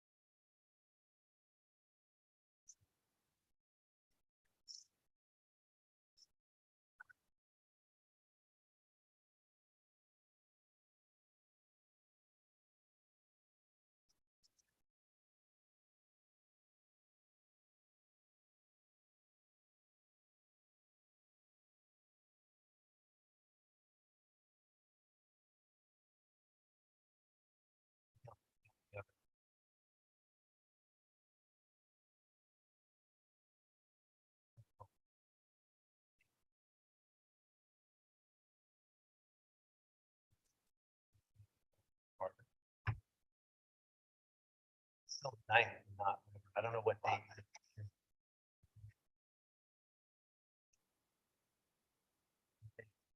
We don't have any. Ninth, best possible case, if we all just agreed that all we were doing was reapproving the same subdivision. It's been approved with the procedural stuff done, but it's still gonna be nice. So, I mean, if it helps at all, I do this stuff too for a living, and sometimes just have to explain. Been approved. The subdivision is being approved, scheduled to be approved.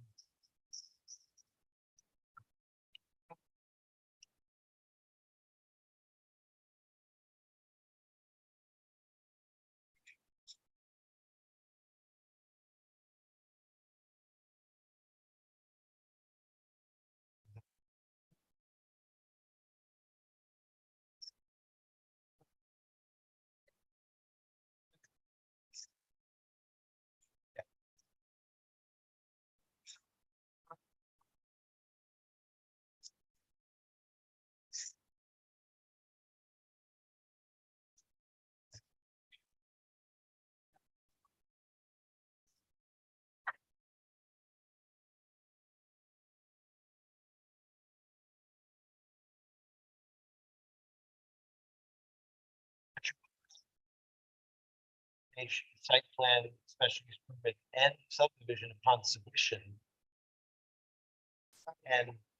But what would be pending, obviously, is extension.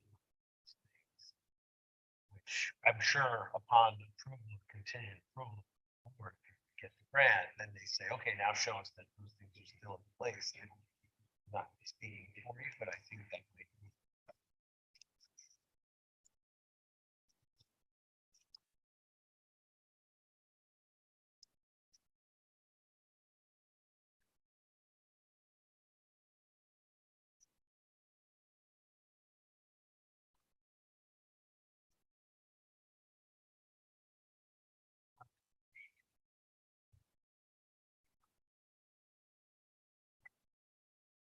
That date.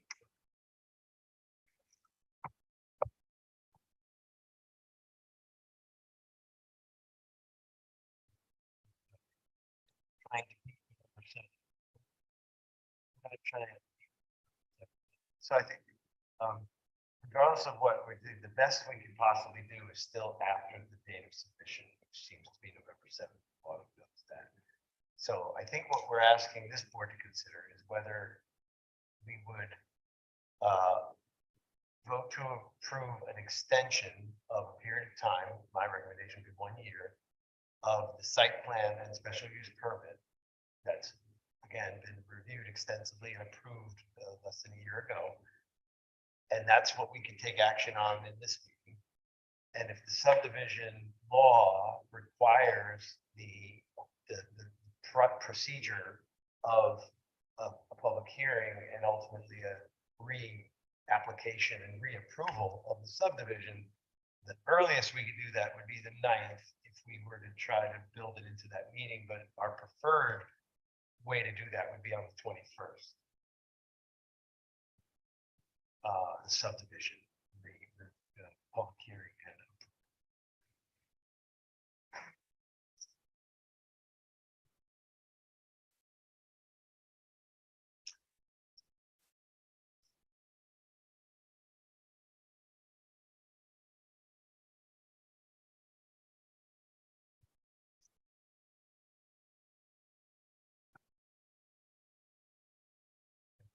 Down to you, Autumn.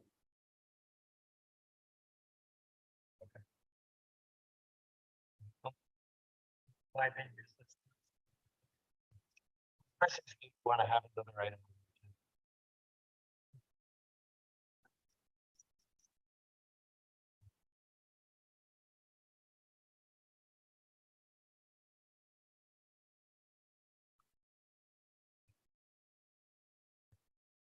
So then, take a crack at this, we would, I am requesting currently a motion to approve a 1-year extension of the site plan and special use permit for PB 211314, Manheim, 54 South Manheim Boulevard, Manheim East.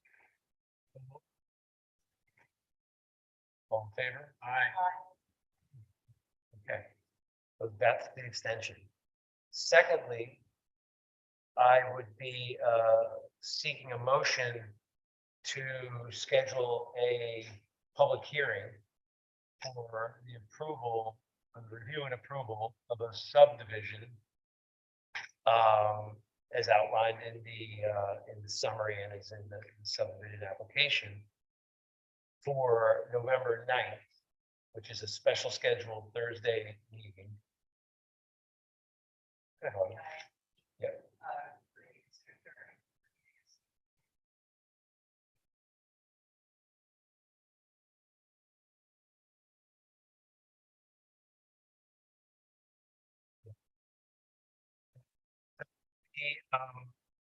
Again, continuing, it's the approval of a public hearing and opening at 6:45 on November 9th.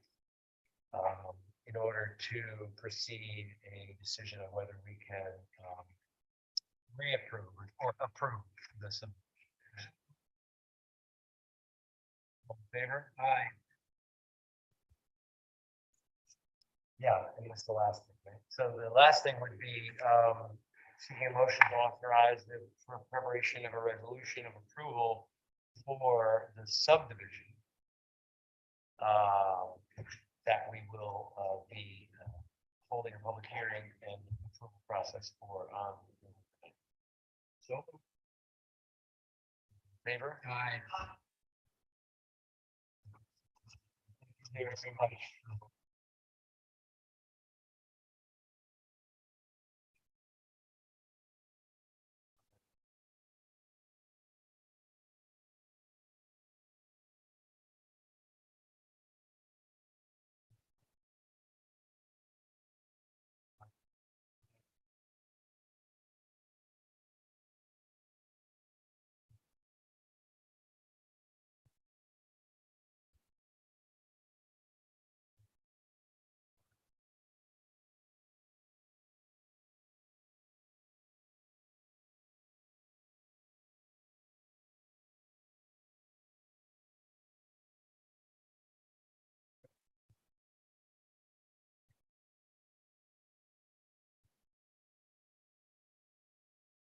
All right, PB 2316, 88 North Chestnut Street.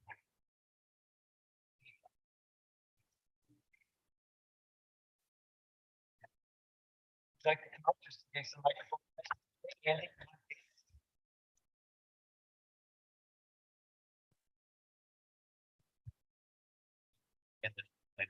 Okay, so we have a limited amount of information, but it's an application for a special use permit to establish a wholesale break room services business, which is category of wholesale business service not otherwise mentioned in an existing 2,800 or so square foot commercial building on a 0.4 acre lot in the NBR. And it is actually two parcels that incorporate this lot. I don't know, there was no discussion about this on the 3rd. Okay, so this is the first time. So if the applicant is online. Yes, this is Mike Van Hollebeck. I hope you can hear me. Yep, can you hear us? Really well, Mike. Okay, yep, I can hear you clearly now. Throughout the meeting, it was going in and out, so I'll let you know if that changes. It just text me if you have a problem, Mike. Okay, thank you. Okay, so Mike, if we could hear briefly from you about your project, and then we can give some guidance about what you'll need to come back with to try to move it forward. Perfect. Yep. So we are. I'm the regional manager for Dios USA. We own and operate about 60 locations in North America, and we are a wholesale provider for coffee and break room related supplies. So for the use of the location on Chestnut Street would be a distributor for, we would have 3 employees, and we would be storing and distributing our supplies from that facility. We operate Monday through Friday, 7 a.m. to about 5 p.m. So that would be the use. It's the space is currently unoccupied, but previous tenant was a power equipment sales and repair shop. So as far as traffic and use, I would expect that our application would have far less traffic. We would not have any outside guests coming in. It would just be our 3 employees that would be operating in the space. Thanks, Mike. And are you familiar with the NBR district and the specific code that's been created to guide plans in that district? I am somewhat familiar. I know Matt has helped bring me up to speed on the process, so somewhat familiar, but there's probably some of it I'm not familiar with. Just to be clear, so the owner of the building is Mike Ruger. You know, we had this whole application before you for months and months for the marijuana dispensary, the cannabis dispensary. That didn't work out because of the license being granted across the street. And so Mike asked me to find another tenant. Been working with this Mike for several months. I think he got all his paperwork in about a month ago. As he said, you know, it's a very low impact use. It's basically, and I worked with Corey quite a bit before he left about how it would fit into the NBR zoning code. He thought it, because they sell directly B2B, it falls into the wholesale category, and that, you know, it has basically, they're not using hardly any water, so it won't impact your sewers and water supply. It's minimal employees. It's a couple trucks coming in and out of it every day. So if you're looking, I know there was some concerns with the dispensary about what the impacts would be on, you know, since we're doing all these other big projects and stuff. So I think this is a good use to, you know, take an empty building, fix it up, very low impact, and just bring another, you know, tax-paying community business into town. A couple more jobs. It seems straightforward. In fact, I think if it were not in the NBR zone, you know, some of the other zones are just simple permitted uses. I mean, this has the same impact, you know, less impact than a florist or a hair salon or even an office, you know. It's so, but I do understand the logic of having the NBR go through this process because it is a mixed use zone and you don't want to have impact on residents and stuff. But I think if you're hoping for a low impact use, you're not going to find a lower impact than this, but we're going through the process anyway. And again, it'll be local employees, local, and Mike is involved just because he's a regional director. It's important to him to get this done. So that's why he's taking the time to be here. How many locations do they have? Well, around here, Mike, that's better for you.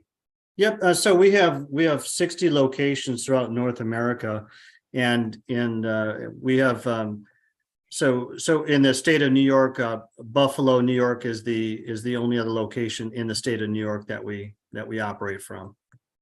What brand is it? Well, it's as far as the brands, it's the national branded coffees that you would be familiar with Starbucks and Caribou, Bigby Coffee. We also partner up with local roasted, a couple of local roaster coffees to offer their supplies and product to the community as well. So what they're doing, just to make it clear exactly what these people do, is, you know, if somebody has an office with 20 employees in it and they got a break room with a coffee machine, these guys sell to them and provide them with break room products, just so, you know, straightforward. So they're delivering to office users in the region from this location. Exactly. Correct. So is there going to be a loading zone? I mean, there already is a giant roll-up So door. everything's pretty set and ready to go. It's already set up perfectly. Yeah. Yep. All they're gonna do is clean up the office part so they can have a couple desks and stuff in there. And then they're gonna have, their operation, just no change of the footprint.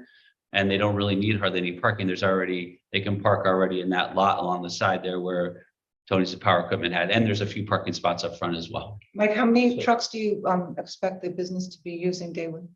At the maximum, there would be three vehicles there.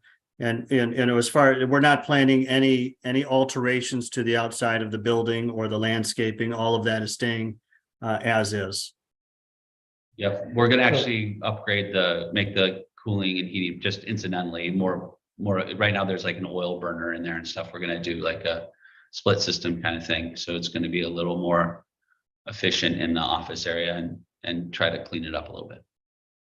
So the considerations for the board are that this is a new use of a building in the NBR, which has particular requirements of buildings, both for new construction and for approval of a new use. Right. And so, we would need a site plan application. Which I think is all in. Have a site plan. We have, all I see is a survey in the file. Have you submitted a site plan We drawing? got something this afternoon. Oh, okay. Did you? Got something for you. I haven't seen a site plan. I haven't seen it. So so by site plan, you mean just sort of like what we did with the Cat Cafe, that kind of thing? It just lists all. Well, it's specific to the district. The MBR district would have some requirements that are of new construction and also requirements of a change of use approval. And We have- might be able to have some discretion over the. But you have a the- site plan on file for the other project, which wasn't changing the footprint also, right? For the The other project's inconsequential. inconsequential. So what we would need is a site plan for this use. Okay. That would give this board the opportunity to consider whether we might require some improvements or changes that might start to align the existing building to some of the requirements of the NBR. And I say some because there's some discretion and I don't think anybody's trying to deny that this might be a great use of that space and all the good things you've said about it. But it is our responsibility to take into account the code that governs the place where it's located and its need for a change of use and some of the things that might be asked. For example, some improvement in the landscaping, some improvement of the visual appearance, could be things that Right. this board would want to request of an applicant in order to approve a change of use. And that's irregardless if it's a tenant making the application as it is in this case. Yeah. The tenant is the person looking for the use approval. So, and it's all just in the spirit of trying to, when the opportunities arise, bring buildings closer to the vision for that code, which was written to try to do that. So, I don't want to, I think a site plan application is outlined in terms of the requirements. You can, if Mike is taking note, it's 212-13G in the village code. Mhm. Take a look. And that's the basic requirements for the site plan, which you may have some experience with from the prior applicant. And then the question for this board is there anything that might be asked or expected in order to consider a new use? So Mike, when you submitted all that paperwork, there wasn't we just did the change of use application. We didn't do a site plan. Well, we did, there was the survey for the land. Is that the site plan or is that something different? It's not quite. A site plan has to it's based on the survey, but it also has to show some zoning requirements and things like that. We may have to just get an engineer to whip something up for us, sounds like. Yeah. But that's okay. Yeah. And can we, since, we're all doing the best we can here. I know we've had some issues with the building department, things like this. So it's been a bit of a delay. It sounds like there's also a delay next week. Is it possible for you to schedule a public hearing? Or do you need to have all this other stuff in first? No, the part of the need for, you would need to have a site plan submitted before we would schedule a public hearing. There's not a delay in the meeting of the 9th. It's just a whole meeting dedicated to a very large project. So, the best that could happen would, and I'm saying this in partnership with you, Autumn and Emily, but the best that I think could happen would be to receive a site plan from you as soon as possible. Okay. Have that meeting be the meeting where we review the site plan, which would be the 21st, would be the next meeting where we would take on new business of November. Okay. And then, depending on what the board discusses and decides with regard to the site plan, it's possible we could schedule a public hearing in the meeting on the 21st for the next meeting available, which would be the first week of December. Okay. Kind of like gets you to, moving it probably forward by the end of the year potentially, and no promises. It depends on what the quality of the site plan application is. Follow the code and it addresses all the questions. Then the question just is like, what improvements might we ask that might not be proposed that are in line with how we want to treat a location in the NBR that is asking for a new use. And if, as long as you brought it up, the prior applicant, we did have that discussion around improvements to that location. That weren't onerous, we hope, because we're not asking them to build a new building in compliance with the NBR, but they are trying to move things a little closer to what is expected in that zone. Right. And Mike, if there was just some stuff that we had to do for that compliance, I'm sure we could get Mike Kruger to help on that. It shouldn't be on you. Okay, all right, great. All right. And we also need to set escrow for this project. Okay. Do we have a level? We recommended $1,000. Okay. So the board would approve, we'd have a motion to approve setting an escrow of $1,000 on the project. So move. Second. All in favor? Aye. Aye. Which is typical. Okay, yeah, that's typical. That they aren't gonna take all that money, hopefully. They just want to have it held, so if their engineer need to review it or anything. But I'll circle back with you tomorrow, Mike, and we'll talk about how we can get in this other paperwork they need. Yeah, and if you have questions of either Autumn or members of the planning board, about the details of the site plan or anything, just reach out. Yeah, well, I know that We can do it. Mike has been in direct touch with Autumn and with Alex, I believe, right? Autumn? Yes, Awesome. yeah, so I'll make sure that I get this 212-13G form and completed and submitted as soon as possible. Okay, That's going to great. be the guidelines for the site plan, not a form, but you'll see what it's outlining and what it requires. And like you said, it's going to require a professional to come in and do it. But that's a requirement of the special use, Right. of the change of And use. again, I'm requirement. just trying to help out here. That's what I'm Yeah, thank you. Okay. Okay, cool. Thank you. Thanks. Thanks for All your right, time. thank you all. Thanks, you're welcome. Thanks, Mike. Good luck. All right, thank you. All right, PB 2317, 5 Church Street, Cho project.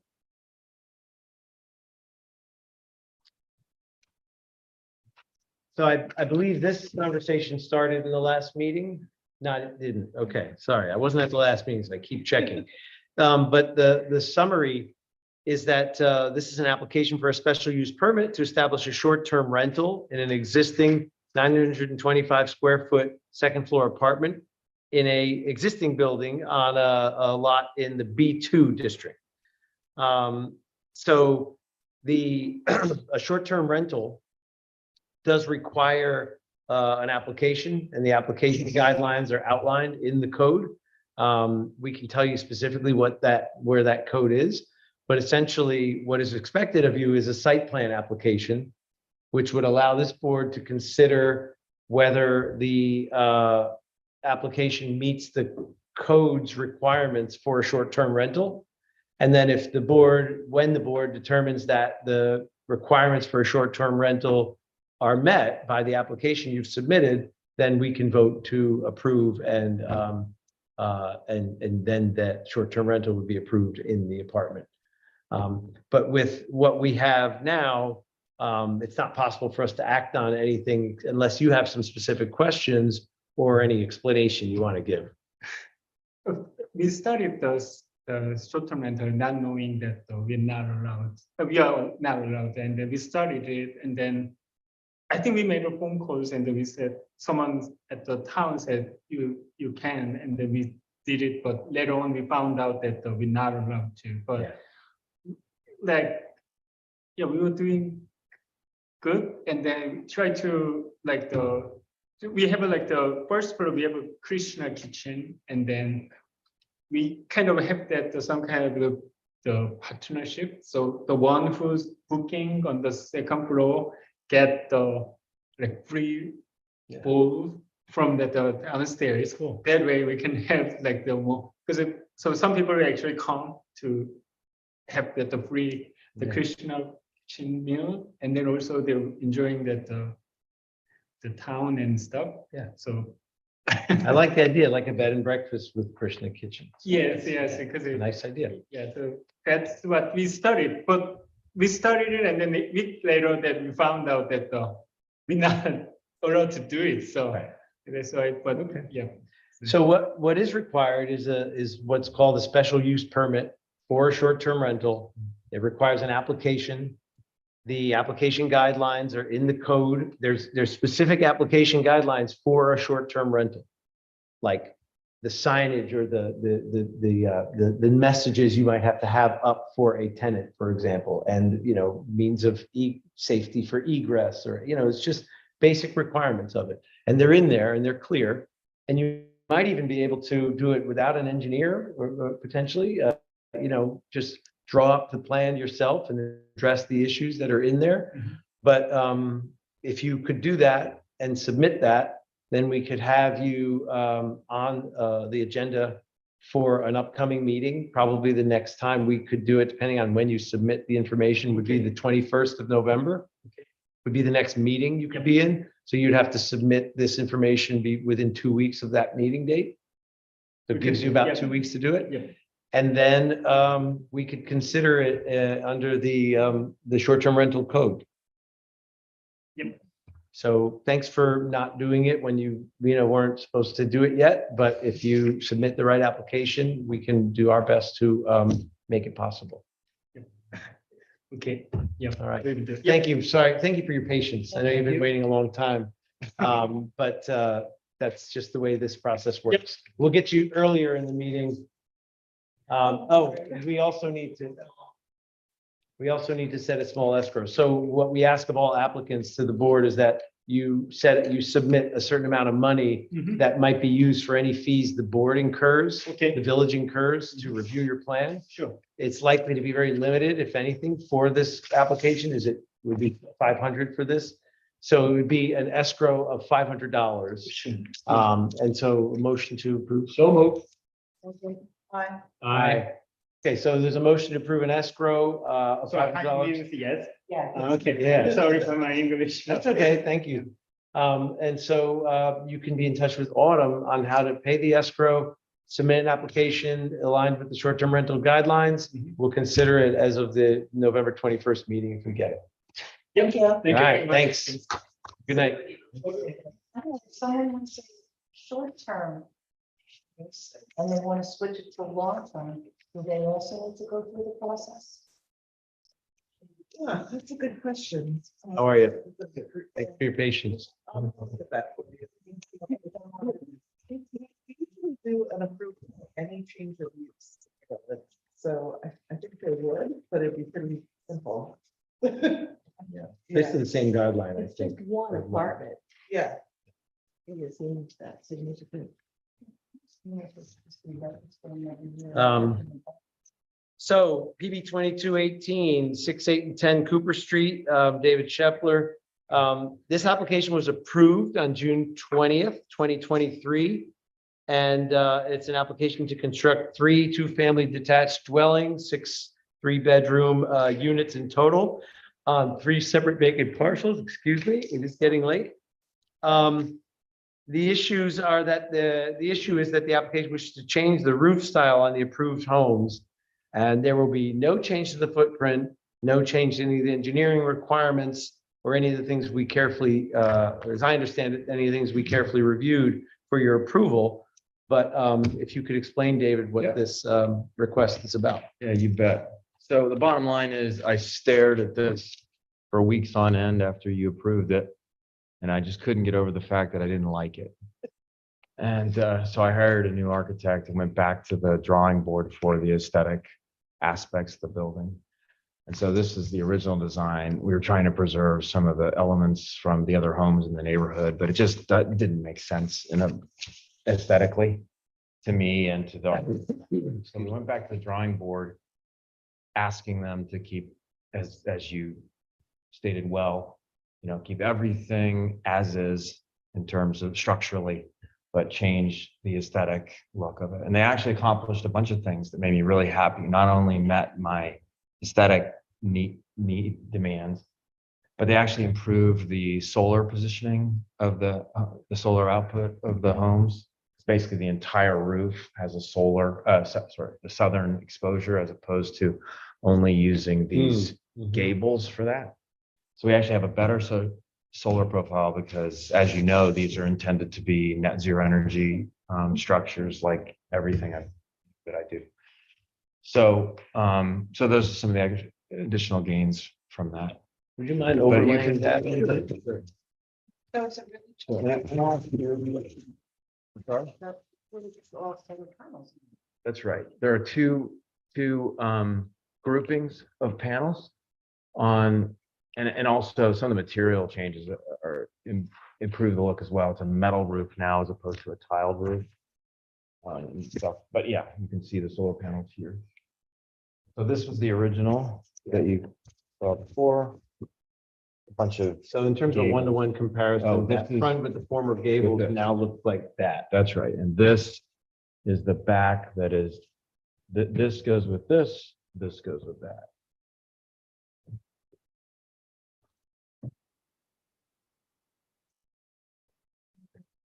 And if you, across the street from these homes, directly to the east is a home that has a more unconventional roof like this one. So it sort of mirrors that in some ways. But anyway, that's neither here nor there. It's just part of the inspiration.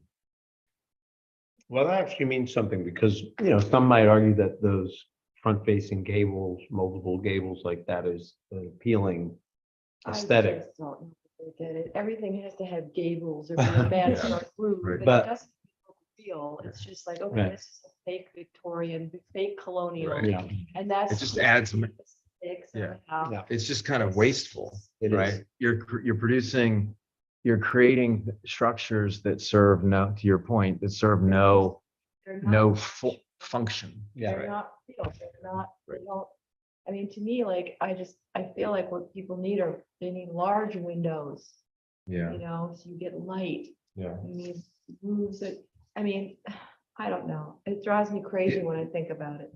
Yeah, and the other thing that I mentioned in the memo, to your point, is the other thing is it reduces the massing of the building. These are not the same size, so you can't really get it. But this is, you have essentially an extra story of gable that you're looking at from uphill. And this has a lower profile. So there's just, whether you like you agree with me that you like the modern look or not is there's just net positives everywhere. So And is there any change in square footage, or No. footprint, or Nothing. anything of that? It's only everything that happens in the not usable space. that's right. Considered a roof. It's really, it's really an aesthetic change. Well, so the reading of the code is that to amend the site plan, we do need to have another public hearing. Yeah. And then, that would be the only thing we need to do. Okay. Which would be the 21st. Of November. November. Okay. Our next meeting is a special meeting for the health department. Okay. All right.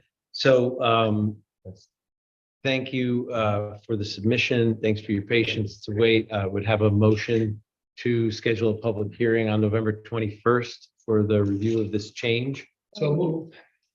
All in favor? Aye. Okay. I'll make sure Autumn got that. Autumn, you got that motion and second, and everybody in favor? And so we'll have a public hearing on the 21st. We will, the plans are submitted and on record. With that public hearing, we should be able to schedule you in that meeting and should be able to be approved. Have the resolution ready. Oh, yes, and thank you. May I also have a motion to authorize our attorney to prepare a resolution for the site plan change So of this moved. project? Second. Aye. And all in favor? Aye. Aye. Hey, Okay. Uber here. Treat, you've been okay, except for a few problems. Sit. Please. And so Autumn, you'll send the typical Thank you.